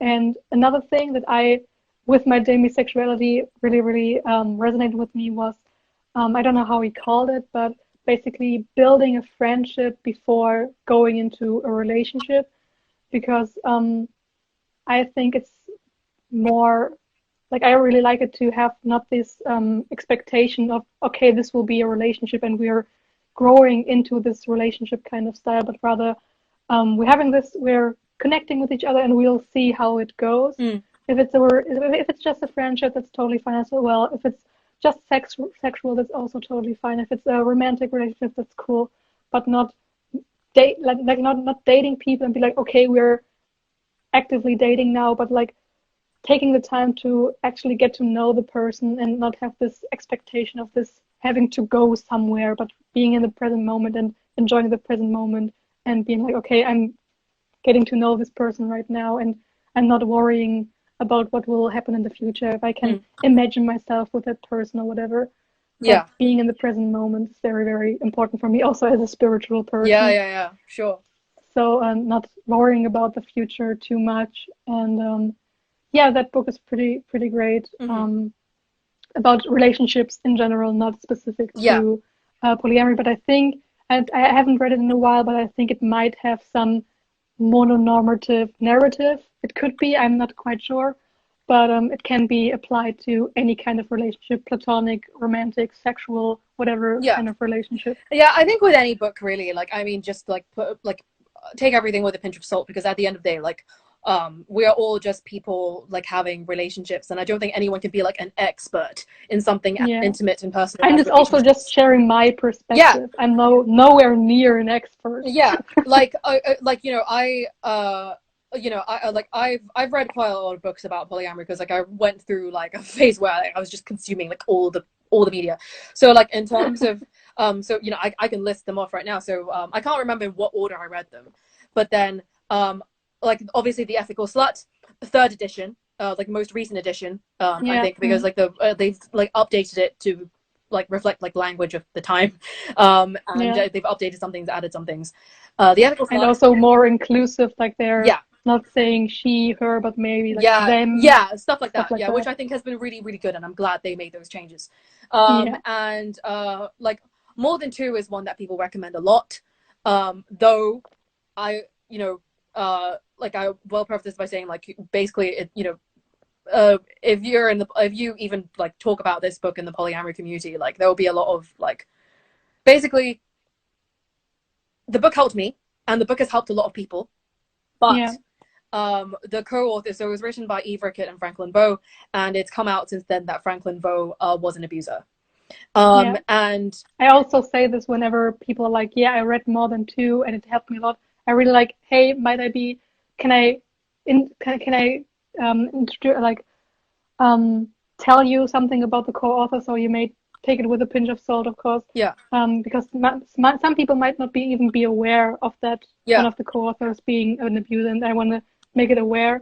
Like at one time, I shared a lot of books in my story, like as resources, and also shared More Than Two. I haven't read it myself, but many people said, yeah, that's a very, very good book. So I was like, okay, I will share it in my story.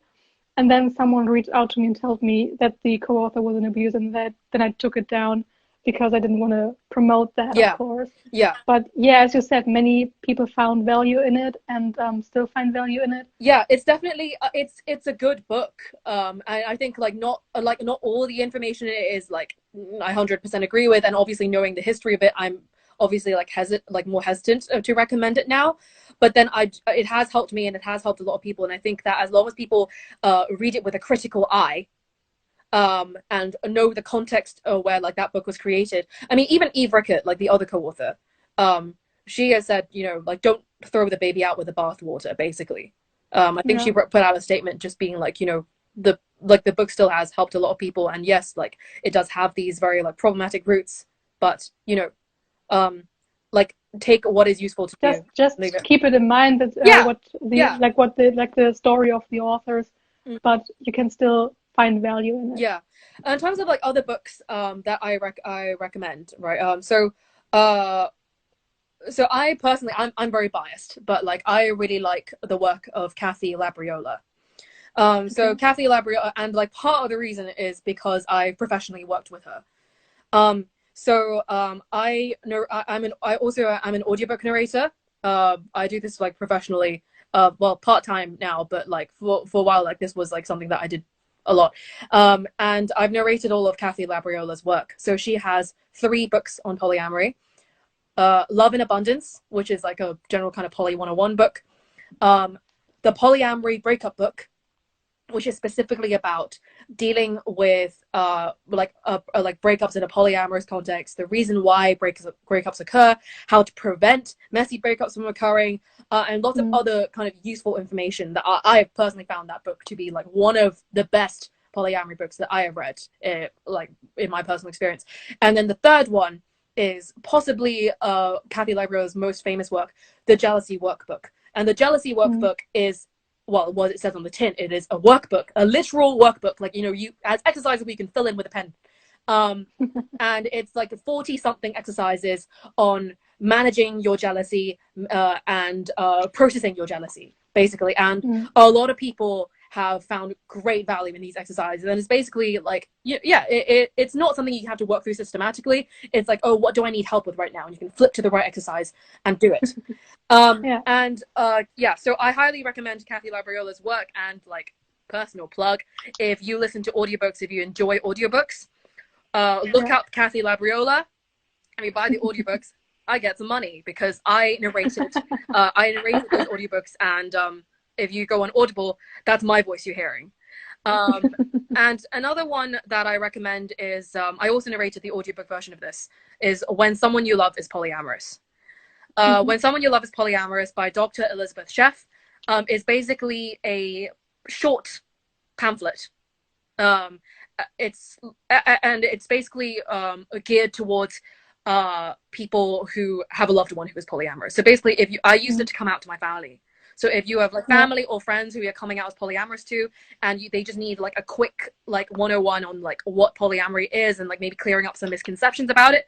When Someone You Love is Polyamorous by Dr. Elizabeth Sheff has helped me, has helped a lot of people in kind of understanding like the basics of polyamory and what it is and isn't. But that's like less geared towards polyamorous people and more geared towards like family and friends. And then other books that I would recommend, Polysecure recently came out. Polysecure is specifically about polyamory as it relates to like attachment theory, and it talks about well, yeah, like, you know, how you develop attachments in relationships and like how that kind of affects how you relate to like your partners, and like that, that was like absolutely transformative to read. I highly recommend that one. Another one that's really good is I think for people who were into solo polyamory, which is what you practice, Manu, a good book for that is Stepping Off the Relationship Escalator by Amy Gowan. I started reading that after we talked on the phone. And like, I'm surprised you haven't read it. Like as a solo like that is the ultimate solo polyamory textbook. I already bought it. Okay, like, I already bought it beforehand, and I started reading it like before, like as you mentioned it, and then I will continue reading it, of course. And what I've read so far is pretty good. I really like it already. It's a great book. And another one, and this is more like kind of more like niche territory, but like a book that I really enjoyed reading recently was Love Is Not Colorblind by Kevin Patterson, and it's specific, and like I personally have a personal investment in this, like as like a polyamorous person of color, and it's basically about polyamory, the intersection of polyamory and race. And like that was like that was a really good book, and I'd highly recommend that as well. Oh my god, I've read so much. I think just for the person who just said it in the chat, I will create a post with all the books. I saw that too. I was like, I'll do that. And in terms of other types of media as well, like I really recommend the Multiamory podcast. The Multiamory podcast, like it's got like I think over 300 episodes now, and like I listen to every single one of them, and covering like various topics. It's basically just, you know, if you do like relationships like differently, it's the podcast for you. And like the hosts are amazing, they're really funny, they talk about all types of things, and they're just very entertaining and educational. The Multiamory podcast. I also recommend in terms of finding local communities, going on forums like, you know, like going on Facebook and Reddit and joining like groups. I think like there are some very well moderated Facebook groups with like tens of thousands of people, where you will literally just get free advice from strangers. Like people will, also I have a Polyamory Awareness Discord server, which is which is international. Like there are 1,300 members right now, and it's been since October, like launched in October or something like that. And the community there is very kind, and it's very well moderated by 11 people, I guess. I'm kind of inactive, and because Discord is not just my platform, and I have already enough to do with the Instagram page, but the moderators are very kind there, and the overall vibe there is very cool. There are so many different chat rooms about all kinds of stuff, about all topics like solo polyamory, relationship anarchy, and all sorts of. You can also just meet people there. Like there are a whole channel about like private stuff. If you can share your pictures of your cats or whatever, and it's a very cool. Like I get it. Many people don't know Discord, and it can be very overwhelming in the beginning to kind of get your way around Discord in the beginning. But it's very worth it, and I really enjoy. When I get on there, I really enjoy it. And when I hear from the people on the server and from the moderators, it's a very cool vibe. They enjoy it, and it's linked in my bio. It has basically every link. And it's international, but you can like there are roles from people around the world, like which time zone they're in, and so you can find people from your own country. like, yeah, I mean, props to you for running that. Like, I don't think I would have the time because like, it's a lot of work. That's why I have moderators. Yeah, yeah. No, I've moderated groups before. And it is hard work. So like, props to you. Like, like I think, Miri, it's linked in my bio. Yeah. The Discord server. Yeah. But yeah, like there's also lots of other forums. Like, you know, if you don't use Discord much, I highly recommend like Facebook and Reddit, the Reddit polyamory. The subreddit is dodgy at times, but occasionally there are people on there who give good advice. But generally speaking, I think Facebook is the better place for that. There are some groups with like literally like, I think the biggest group has like nearly like 35,000 people, and like, you know, there's people on there around the clock. And if you have any issues with like anything or like questions or whatever, there are tons of people there who will happily give you free advice. And I found it to be, it's reasonably well moderated. And like, obviously, you know, these are just random strangers around the world. So like, yeah, take it with a pinch of salt, but you would with any advice that you're being given. But I think like, and sometimes a stranger perspective can be very, very good. Just like getting an objective point of view. Yeah. Of course, it's still subjective because you're explaining your situation from your point of view. Yeah. But the person you're talking to, like what many people do with me, for example, they're explaining their situation to me, and then I read it and I'm like giving my advice or my opinion on the matter, and then I'm not saying you should do what I'm saying. It's just another perspective, and take what resonates and just leave the rest. Yeah. And I'm also always saying maybe do this and this, and I'm not saying that I'm not sure to do this, but like it's just a suggestion. Like you don't have to do it. It's just like, hey, what about this idea? Yeah. And I think there's such value in like, you know, joining like really, really big groups as well, because like there's such diversity of opinion, and you can and diversity of experience. And it's like, like you find you're much more likely to find people to like relate to who have had similar experiences to you. And like crowdsourcing advice is great because you can post about a problem and so many people will be like, oh yeah, I've had this experience and this is what I went through and this is what I learned. And like I have definitely posted in some of these Facebook groups sometimes, and you know, like within minutes I will get like 30 comments from various people about like, you know, like advice that they would give on if they were in that situation. And so it's a good time basically. So yeah, like I recommend like reading books, listening to podcasts, or looking at blogs, following Instagram pages like yours and mine, listening to like actual polyamorous people living actual polyamorous lives, talking about their own which will also be uploaded to YouTube to reply to that one question. And you know, listening to like real polyamorous people and their experiences, and you know, like taking what you wish from that. I also had this question yesterday about what it is people need right now. Yes. And one of the most important things was actual polyamorous people talking about their experiences, which is what we are doing right now. Yeah. And also, I haven't actively searched for it on YouTube, but I don't feel like there's much discussion about polyamory on YouTube. So with the live streams getting on YouTube as well, we were also starting a discussion about this on YouTube. Yeah, and I'll be posting it on my Facebook page as well. So like you're in Instagram, and you're on Ko-fi, obviously you've got a Redbubble shop, and then you've got the Discord server. Like I am equally active on Facebook and Instagram. So like, yeah, I'm not active at all on Facebook. It's just not my platform. Like Facebook is where I'm most active. Like, you know, you like if you've been following me on Instagram and you think I post a lot here, you should see how much I post on Facebook. So like I have a Facebook page as well as Instagram page. They're linked, and I also have a Twitter. And like I have a Redbubble shop as well. And all links are in our bio. All links are in the bio. Just like everybody's just like, how do I get there? How do I get there? Yeah. If you're searching for a link, go to the link tree on anybody's profile, and if you don't find it there, then you can ask the person. Yeah.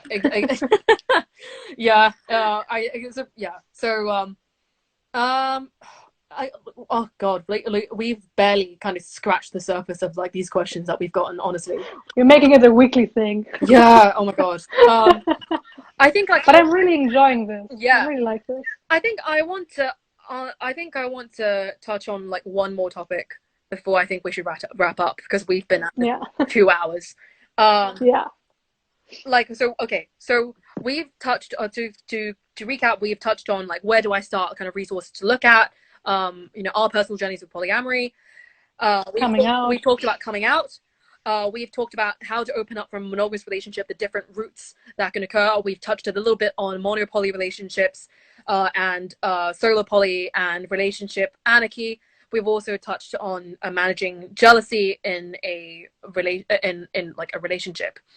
But we haven't touched on a big section here about dating while polyamorous. Yeah. So obviously, like, I know that you came into, like, you found out about polyamory while in a monogamous relationship, and then I don't know when your breakup occurred, but like I presume it was like during COVID, and so November 2020. So I don't know what like your situation like, but that must be. I mean, I'm sure dating must be a little bit of a challenge right now. Yeah. Like, you know, because I've seen so many people kind of complaining about like, oh my god, why did I have to realize I was polyamorous during a pandemic? True. Yeah. But generally, I have been on dating apps before I realized I was polyamorous, and there were also quite a few relationships growing out, like one in particular, one relationship, and I actually met two of my today very close friends through a dating app, which was very fun. Yeah. And but generally, I kind of withdrew from dating apps because of my spiritual beliefs, which is like when I'm on dating apps, I'm actively forcing, like not forcing, but actively searching for a partner and putting in the work to find a partner, which puts out the signal to the universe, like that's my belief, that you lack the relationship, like it's contradicting your manifestations. That's just my beliefs, and so I'm not on dating apps because I don't want to put out the signal from being like I don't have that, but be like I'm content with myself. I work on myself, and the right people will find their way to me if it's what's supposed to happen. Like I will not force, I will attract. And that's what's currently happening. I have these two people I'm involved with, and I don't want it any other way because also I think my demisexuality kind of contradicts dating apps. I can see how that would be the case, because if you need that kind of emotional connection to even know if you're like attracted to someone, like going on a dating app where it's just like, oh, do I like them, left or right? I can see how that would conflict with definitely. So, and also one thing is that I don't want to immediately meet people in person that I meet online. Interesting. For me, texting is a very important thing, and when I don't have the ability to casually text with them as I would talk to them, it feels very, very weird to me. Although I do make voice messages, for example, on WhatsApp, but I need this texting thing, which is also kind of the solo polyamory thing, because if I can't text with them when I can be physically be with them, then the relationship kind of doesn't work for me. Yeah. Like not having the but not having to be with a person to have the connection, but also being able to only text with that person, for example. Yeah. So if I can't text with a person, like I would talk to that person, it's very difficult for me. But as I recognize on dating apps is that I want to text with a person long time before we actually meet. And I encountered people that were like, okay, when are we going to meet? When are we, like, I just started talking to them and they were like, okay, when are we going to meet? And I was like, I don't know, I just want to get to know you. Who are you? What's your vibe? And it just sounds a little bit weird, but are you worth my time? Which is very, very important. Like I'm very picky with whom I spend my time with, and I had it with that I met with people, and it was like a very, very weird situation. We didn't really know what to talk about because it was a forced situation, and that's very uncomfortable for me. So I just like to naturally, organically meet people. Yeah. Like for example, on parties, on music festivals, and have this like develop naturally and organically, especially with demisexuality being my sexuality, because I formed this emotional bond before, and then see where this is going. Yeah. Yeah, and dating apps are just not my vibe. Yeah. For various reasons. So I'm not actively dating. I just see where things are going and attract what aligns. And yeah. So I have a very different opinion of dating apps. I love dating apps. But like I guess I love OkCupid, like the dating app OkCupid. I was on there for a while, and I really liked it there. Like they were very, very interesting people. Mm-hmm. But I was banned from the dating app. Why? Because I don't know why, because they didn't tell me why. I tried to ask them multiple times, and then I got to the subreddit of OkCupid and asked people why that could be, and they were like, yeah, maybe because you have your Instagram linked in your description, and then you would kind of get people to Instagram and not stay on OkCupid, because the app would like to have you stay on OkCupid and not be on other apps. Yeah. And so I think that's why they did. Yeah. But I don't have the ability to kind of start a new profile because I have my number used on that profile already. No. So I don't even if I wanted to be on the dating app. Yeah, oh my even God. if I wanted to be on the dating app, which would be OkCupid because it was the best dating app I've been on so far, I couldn't, even if I wanted to. Yeah, so in terms of like dating app, like I think most people recommend OkCupid because it has a specific non-monogamous option. Yeah. Another like one that like I've tried and have had an all right experience when is Field, which Mary just mentioned in the chat. But although Field is definitely, I feel, more like geared towards like a swingers type thing. It's usually like couples looking for like a threesome experience, or like or like a BDSM, or like, you know, just basically kind of alt lifestyle type stuff. There are definitely polyamorous people on there, but I definitely feel it's as most dating apps are, it's like geared more towards sex. I think like obviously I think for you, like as a demisexual person, like I it completely makes sense that like dating apps aren't quite your jam. For me, you know, I have many, that's one thing. I have many people I started talking to and be like, yeah, I just want to, like, I had in my profile, meet people, like many people use dating apps when they're in a new town, for example. Yeah. They use dating apps to meet new people, which is totally fine. Yeah. But I used that, and people were like, why are you searching for friends on a dating app? Like, I got this backlash from people. I was like, okay, then I guess I don't supposed to use dating apps for meeting friends. To be fair, I would like to have that function. Yeah, I would like to have an app to just meet friends. Yeah, no, there are definitely apps out there for that. But yeah, it's a tough one. Because I think especially as a queer woman, like I personally do get annoyed when I'm on Tinder and then I see like women who I like, and I look at, and I'm like, oh yeah, like that's an attractive person, and I look in the bio and there's like just looking for friends, and I'm like, ugh. So I don't know, coming from the other end of that, like I am the type of person who would get annoyed at that, because like I am on a dating app and I'm not here to look for friends. And there are definitely apps for that though. I know that Bumble like has like a BFF function, like where you can use that to look for friends. But like, yeah, I personally, like I love dating apps, but maybe this is because like I'm not on the asexual spectrum, and I'm also generally, I would consider myself to be like quite a sexual person. Generally. Yeah, I think you mentioned it somewhere that you get sexual with people on their first date. Yeah. So like I'm very open about this. Like sex is very important to me. Sex is a big part of my life. And like whereas most people like need a romantic connection to have sex, I need a sexual connection to fall in love. Like I cannot.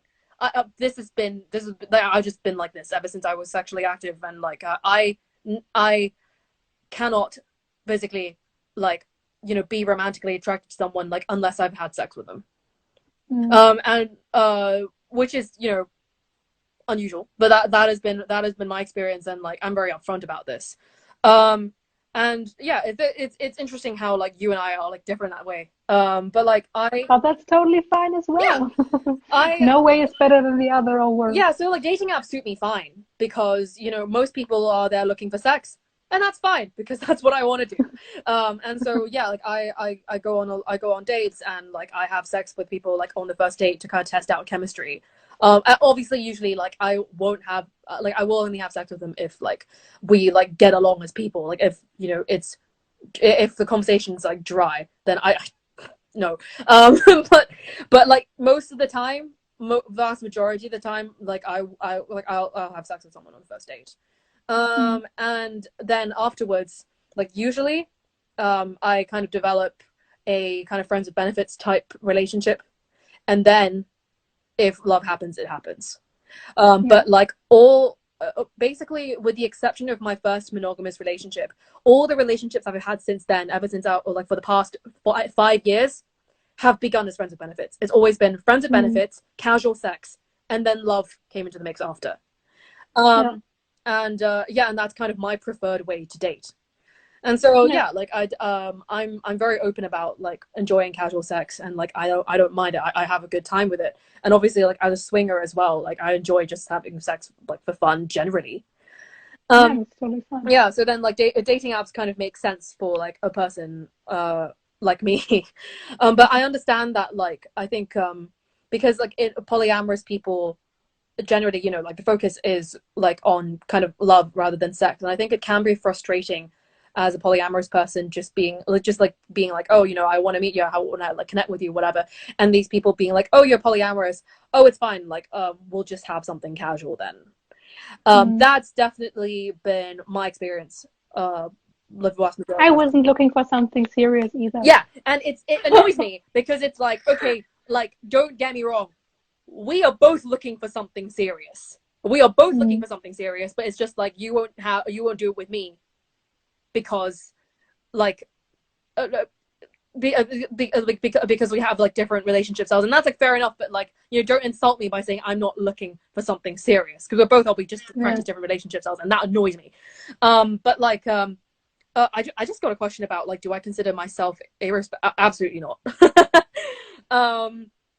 I think like I don't know. Well, I've never thought about this to a great degree, to be honest. But then I don't know. I'm just very sexual. I need sex. As you know, it's one of the most important things to me, like in a kind of romantic connection. But like, I haven't thought about kind of like, like whether that would be considered on the aro spectrum.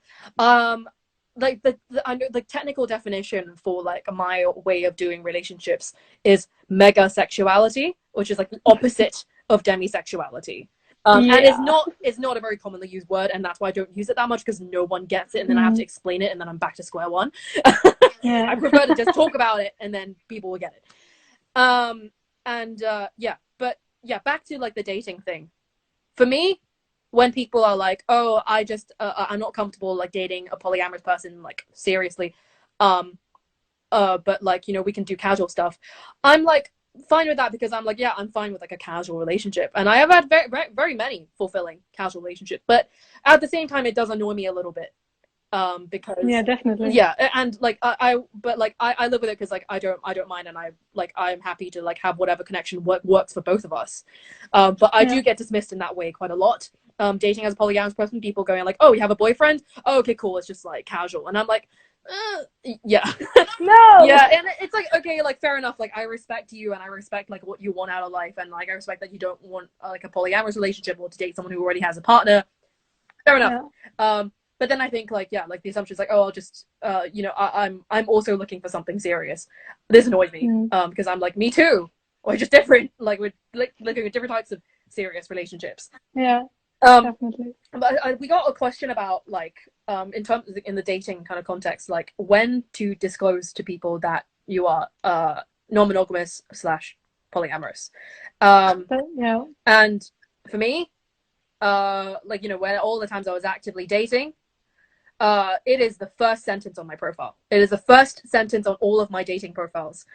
And some people don't even read the description. And people don't read the bios, and that's like, and like I always bring it up as well. That's the first thing that I'm doing. Yeah, like checking the profiles, checking the whatever. Yeah, and I think like here's the thing, because like, a lot of people are surprisingly hesitant to put like I'm polyamorous or like E&M like in their profile, because it's like, oh no, what if that gets me fewer matches? And I'm like, okay, logically. But then it's more narrowed down to what you actually want. Yeah. firstly, like, who are you gonna just like pretend? Like, I think it makes sense to put like something that important in your bio, because it's like it's different from like the norm, and I think that's something that needs to put out front. If people don't like that, they can swipe left. And yes, you do get fewer matches, and you know that sucks. But would you rather get fewer matches, or would you rather waste your time trying to convince people who don't want to date someone like you anyway? Exactly. That's what I just said. Because yeah, you have fewer matches, but then it's more narrowed down to what you actually want. Yeah.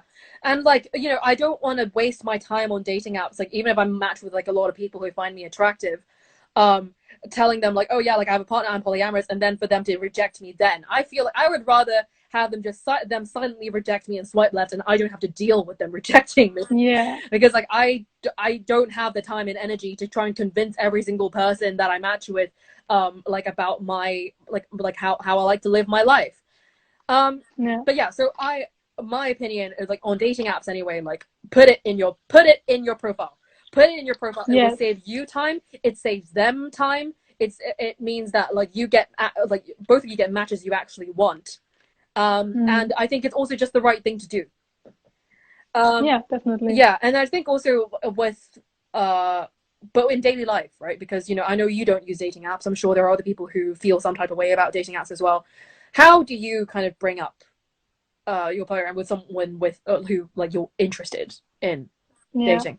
Yeah, I already said it before, like just normalizing asking people's desired way of having relationships, because that opens the discussion about it. That kind of implies that you're maybe not monogamous. Yeah. And that's that I haven't put it to the test yet, but I will definitely do so in the future. Because I think that's a very good conversation starter about relationships and how people like then people actually start thinking about what their relationship would be, what they want it to look like, and not have it this relationship escalator kind of style.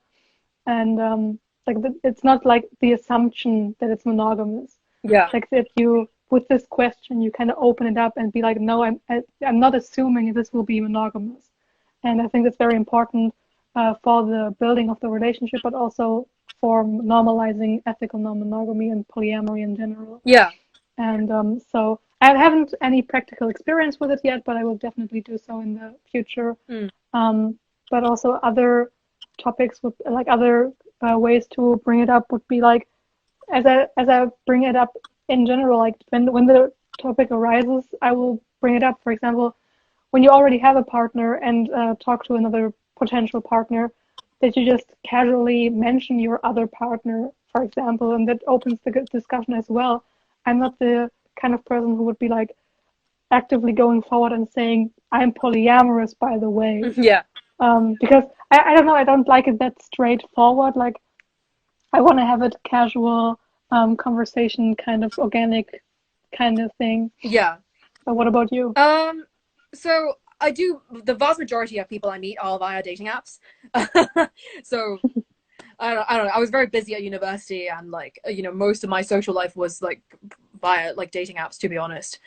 But like outside of that context, like also at university, like I think I was in a very unique situation where like literally everyone at university knew I was polyamorous. So because I was like the face of the polyamory society. So like this has not been an issue for me because people already know. And so I don't need to like come out to them because they already know who I am. But then I think in like a regular kind of context, if I was interested in someone, like, I don't know, I'm very open about it. So like, it just kind of comes up in conversation. Like if people know me and like talk to me and get to know me, like my non-monogamy is such a big part of my life that like, I'm pretty sure like I can't have a conversation without mentioning it in some shape or form. Because especially when you have a polyamorous page on Instagram. Yeah, especially when you talk about that. Yeah, but then like, you know, I'll like mention like my partners, or I'll talk about like this time, like a date that I went on recently, and then people will be like, wait, but I thought you had a boyfriend. You know, and like that kind of thing will just come up naturally. I think this comes up more often like if you already have a partner. I think like for me it's much more obvious because like people see me and I'm actively on Tinder and I'm actively dating, but people also know that I have a boyfriend and they're like, oh, what's up with that? And so this comes up naturally because people are like, wait, there's something interesting here. But like I think it's a very different kind of situation if you are like a single person, I guess, or like rather not single but like not partnered, and like that's just, well, you know, that's like a different thing to like navigate. I will see how that goes. Yeah, I mean, report back to me on that. But yeah, like I think in there isn't like really like a discrete way to kind of bring. It's not, and there's no must do or no to do. Like there's no size fits all in anything. Yeah. I mean, in my experience, like, you know, I've been very, I'm fortunate to live in a place where I can be very open about it without like, you know, persecution.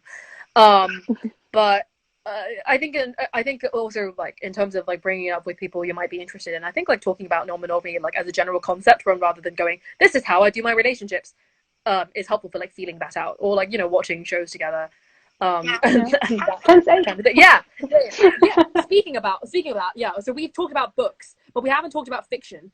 We haven't talked about Sense8. Yeah, okay. Best show ever. Yeah, like, so okay, in terms of polyamorous media, it is a very relevant question because I've been consuming a lot of it lately. So top recommendation, right, from both of us, Sense8. Definitely. Sense8. Like not just for polyamorous representation, but my all time. Like I never had a favorite show, and Sense8 definitely changed that. Yeah. There are many cool shows, but Sense8 just has it all. It has human connections. It has the diversity of cultures. Like people, like 8 people from all over the world. You see all the diversity of their relationships. You have LGBTQ representation with trans, lesbian, gay. You have pansexual even. Yeah. You have polyamory in 3 beautiful natural ways. Like, for example, Amanita having her 3 dads, for example. Yeah. And the relationship with Lito, Anando, and Danny, for example. Yeah. And this is just spoiler alert. They don't alert. even talk about it. It's just like, this is just normal. I love it, and it's just like this positive. Except for the relationship with Kala, Wolfgang, and Rajan. Yeah. Spoiler. But there's. I just said it. Spoiler alert. Yeah. But it's very beautiful, for like how Buck just said, like the other guy, how he just said, well, you can be in 2 places at the same time, so I think you can just do whatever you want. And then how she just gets out of the car and greets both of them. It's just very, very beautiful. Yeah. And it's just the perfect solution for love triangles, or like just love V type relationships when one person is attracted to 2 people. Just like take them both. Yeah. And very, very cool that the relationship between the 2 guys is also very like bro kind of thing. And it's just very, very cool. And the show overall is just very, very, like, it's not about polyamory, of course, but it's about human connections. And that's just awesome. I was actually there when Sense8 first came out. I watched Sense8 when it first came out, and I signed the petition like when Netflix like tried to cancel it. And it is cancelled. Ultimately, did cancel. Yeah, it. They did cancel it, but like, you know, they made like a final episode, like they made like a movie length final episode, and I was there. I signed a petition for that. I was so passionate about that show. Like, I was the original fan. Like, and I was like, it was a great show. I really, really recommend it. But in terms of like other polyamorous media, like, I don't know how much you've seen, but in terms of like positive, like good polyamorous You, me, her. Fuck You, Me, Her. I'm sorry. Fuck that show. Like, I watched the first 4 episodes and was like, no. Like, You, Me, Her on Netflix is the most like mainstream polyamory show, unfortunately. And it has its merits. I think like it's, you know, it's a romantic comedy about polyamory, but like it's meant to be like, well, these people are doing it wrong, and you're supposed to laugh at them doing it wrong. Yeah. But like most people kind of, because people don't know that much about polyamory, so they just look at it and go like, oh, this is how polyamory works. And like, like You, Me, Her, it's funny, but it's a train wreck that you cannot look away from. I watched like the scene that stuck in my mind was when they when Izzy and like the 3 of them met for the first time, like at their house. Yeah. And smoked pot together, and I was like, "Wow, that's just the chill vibe, and this is so going good, and they getting to know each other. And then Emma just killing the vibe, being like, yeah, but it's all professional, right? Yeah. And I was like, this is just, yeah, yours, like. and Izzy obviously being upset and leaving. I was like, Emma! Yeah, and like, I've watched all 5 seasons of it because like I sat through and I was just like, this is such a train. This is a train wreck, but I can't look away, and I wanted to have like, I wanted to have an informed opinion of it, because like if I'm like I hate it and people are like, but you haven't finished it, I'm like, well, actually I have, and this is my opinion. So my opinion on that show, right? Like I find it so aggravating that like the final happy ending, or like they take 5 seasons for like the unicorn Izzy to kind of establish herself as an equal member in the triad. That's the happy ending. The happy ending isn't like, it takes 5 seasons for her to be valid. It took 5 entire seasons for Izzy to finally get an equal standing in this triad.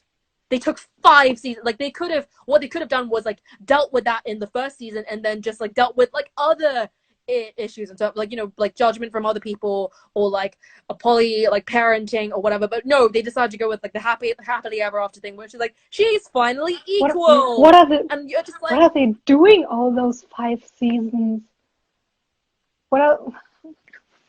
yeah, I would prefer watching Sense8 5 times in a row before watching that whole thing. Yeah, okay, so we got a question, what is a unicorn in polyamory? So like, to summarize, it's basically a unicorn is when it is like usually a bisexual woman who is like happy to join a couple to form a triad, which overall is fine. Overall, it's totally fine for a bisexual woman to want to join a couple. Yeah. But there are those unicorn hunters, like a heterosexual couple, and mostly the man fantasizing about having a threesome with 2 women.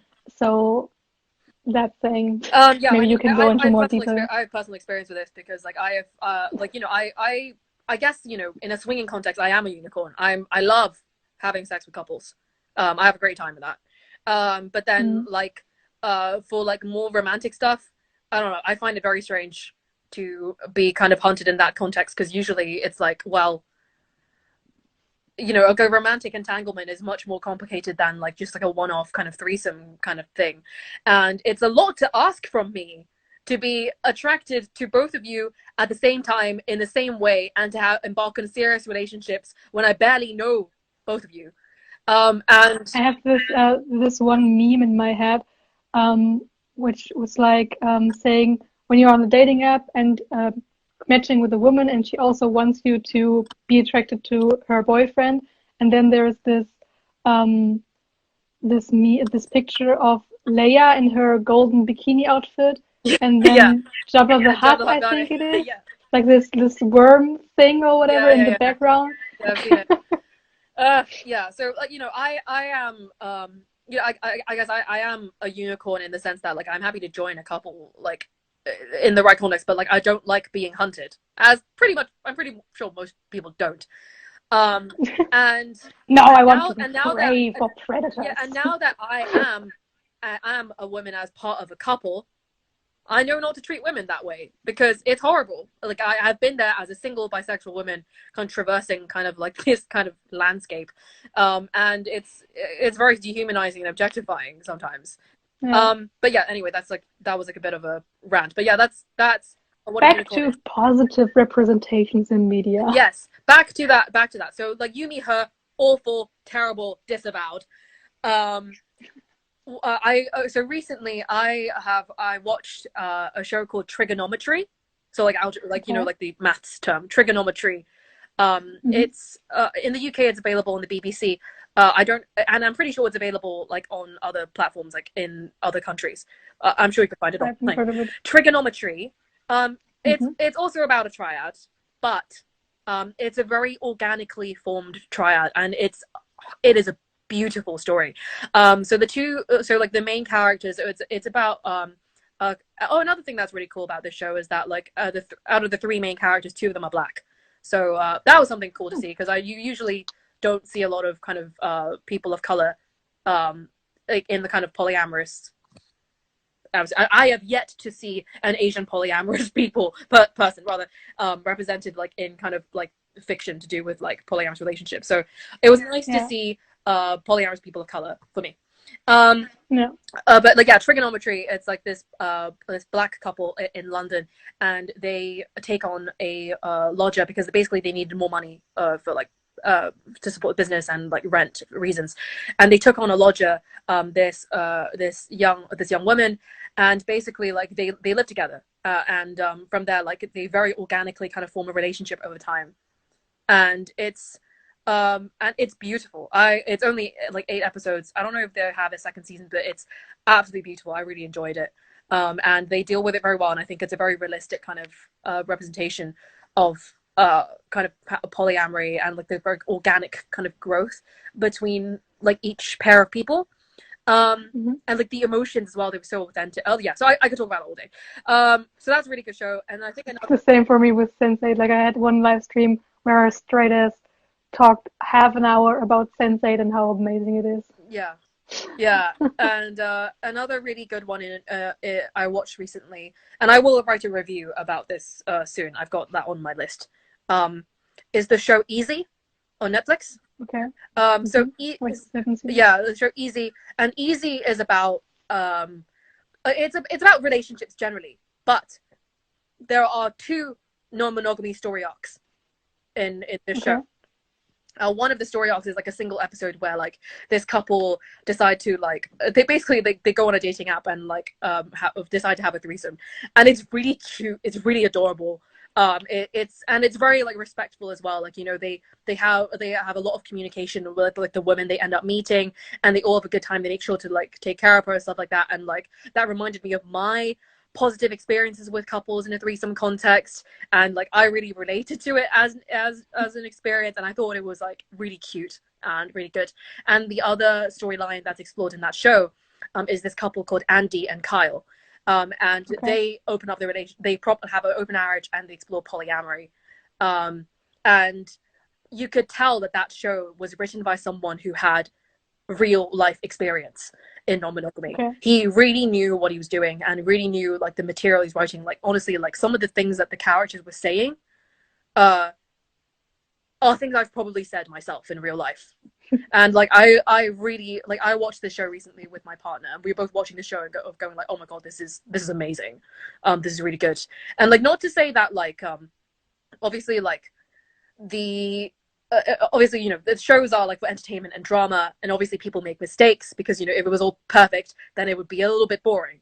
So it's a very accurate representation of like how polyamorous relationships work, but I'm not going to say that is like perfectly like healthy or positive. But in terms of the emotions that are explored, in terms of like the kind of conversations that they have, the thoughts that they have, etc., I related to it a lot, and I really enjoyed it. What are the good ones? This is relevant. There's a YouTube web series called Compersion. Maybe say the name of the show again. The people are wondering what the name of the show was. Yeah. So, the ones I've listed so far, the one I was talking about just now was called Easy, where like basically it's a lot of different storylines, but like within the show Easy, there are 2 different storylines involving non-monogamy, and the other one was Trigonometry. And before that, you and I both recommended Sense8. And then another one that I recommend is a YouTube web series called Compersion, which is spelled COMPERSION.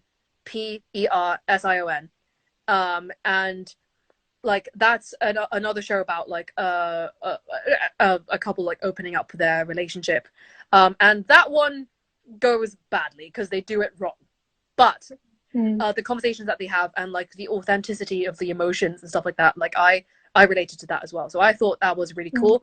And actually season 2 came out 2 days ago for that show. Yeah. So I would recommend checking that one out as well. And then one more. I watched all these like in the past 2 weeks, so like I have a lot on my mind. That's totally okay, because people are looking for this. Professor Marston and the Wonder Women. Professor Marston and the Wonder Women is based on a true story. It is about the creator of Wonder Woman, like from DC, And basically, like, it talks about the true story of how Wonder Woman was inspired by the creator's two life partners. Okay. And yeah, I watched it very recently, and like, it's a beautiful story. And like, yeah, like, there's like some like sad bits in the middle and stuff like that, but ultimately it's like a happy ending, and like, it's also not only a really accurate portrayal of polyamory, but also a very, very, very good portrayal of BDSM. Okay. I know people like love talking about 50 Shades of Grey, and the BDSM community is like, disavow. We hate that. It's not accurate. It is. Oh my Cat Black, Yeah. Cat Blake, I love Black. talk about 50 Shades of Grey, and when I watched the movie, I didn't quite see it like that. But when she made me aware of that, I was like, damn, yeah, sure.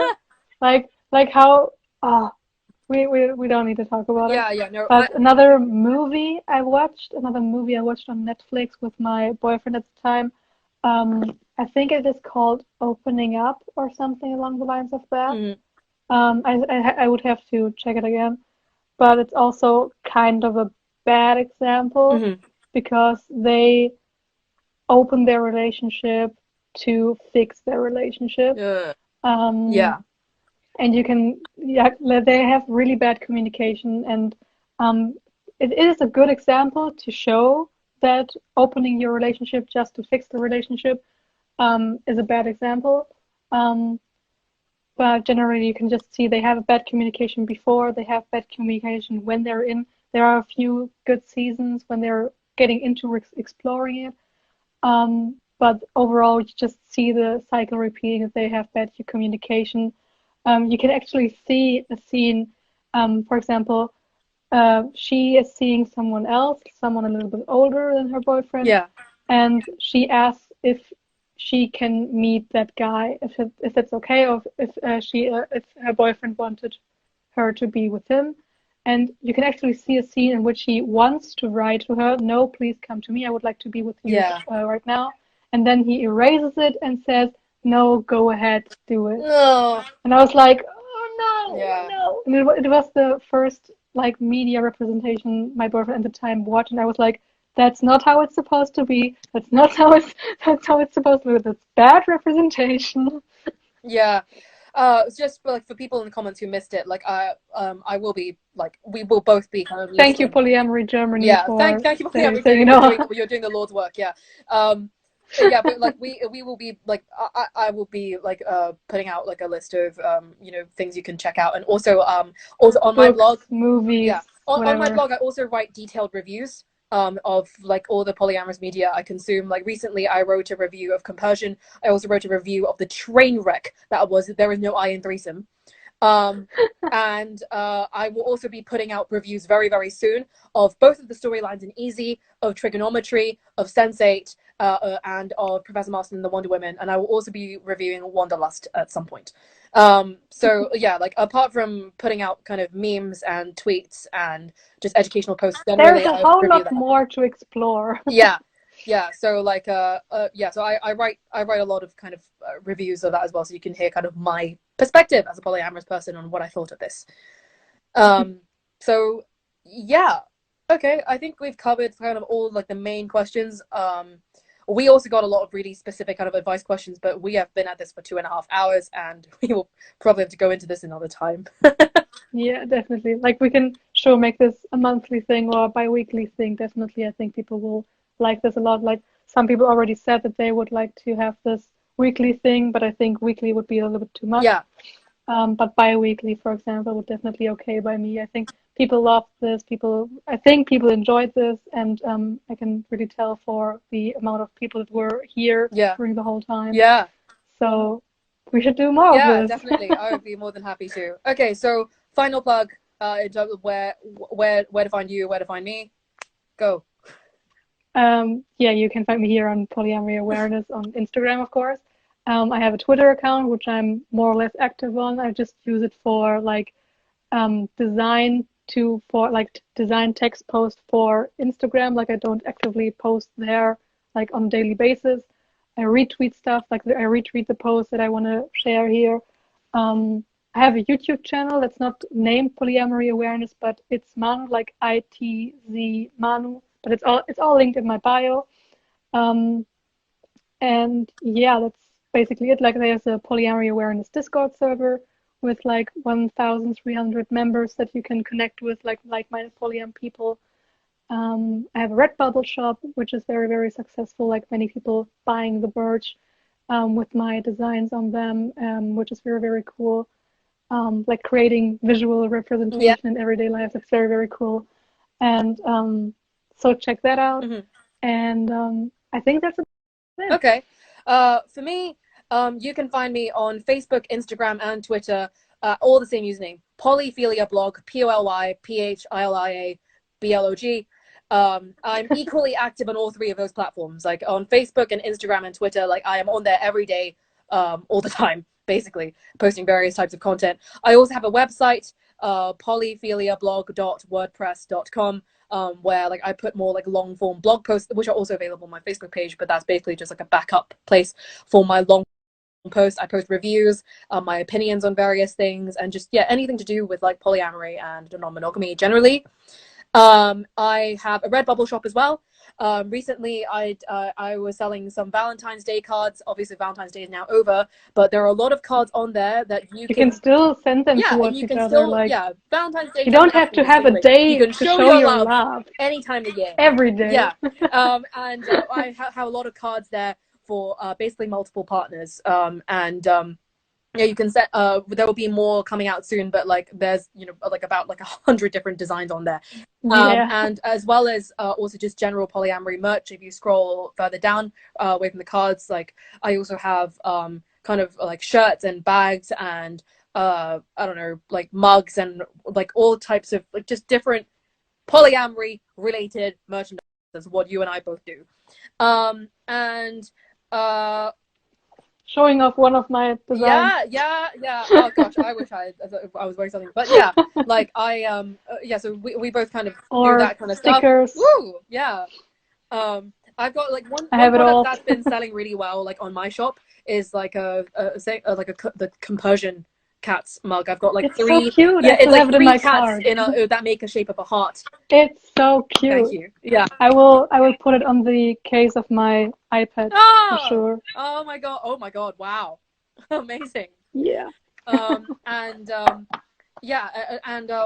else can you find me? Oh my god, I'm on like too many platforms. Oh yeah, but I'm mainly active on those three. I have a Redbubble shop, and then you and I both each have our own coffee pages. Exactly. Coffee, right? Yeah. So that's. And we're both kind of focused on Redbubble designs, right? Yeah. And coffee is basically a place where, like, if you want to support our work, and you want to like leave us a little tip, coffee. It's a virtual tip. It's a virtual tip jar. So it's ko-fi.com.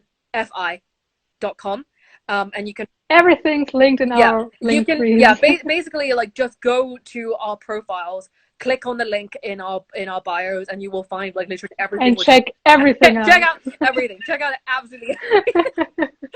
And yeah, a coffee is basically a virtual tip jar, and you can set goals. And my goal at the moment is like paying professional illustrators for Redbubble designs. For example, the polyamorous banana designs I made, and not I made, but I had the idea and brought it to a professional illustrator, and they made it look professional. Yeah. So that's that, for example, and yeah. Yeah, me too. Basically, like all the money that both of us receive from just donations and tips goes back into the community. So we use it to commission artists to create polyamorous merchandise, to create more to buy books to educate ourselves. Yeah, and to create like visual kind of representation in everyday life, as you say. So like all the tips we get goes back to you. Okay. So oh my god. Thank you everybody Thank you for so much. Watching, for your engagement with like comments and asking questions and sticking around so long, watching everything. And as I already said, it will be uploaded on YouTube and to Leanne's Facebook page.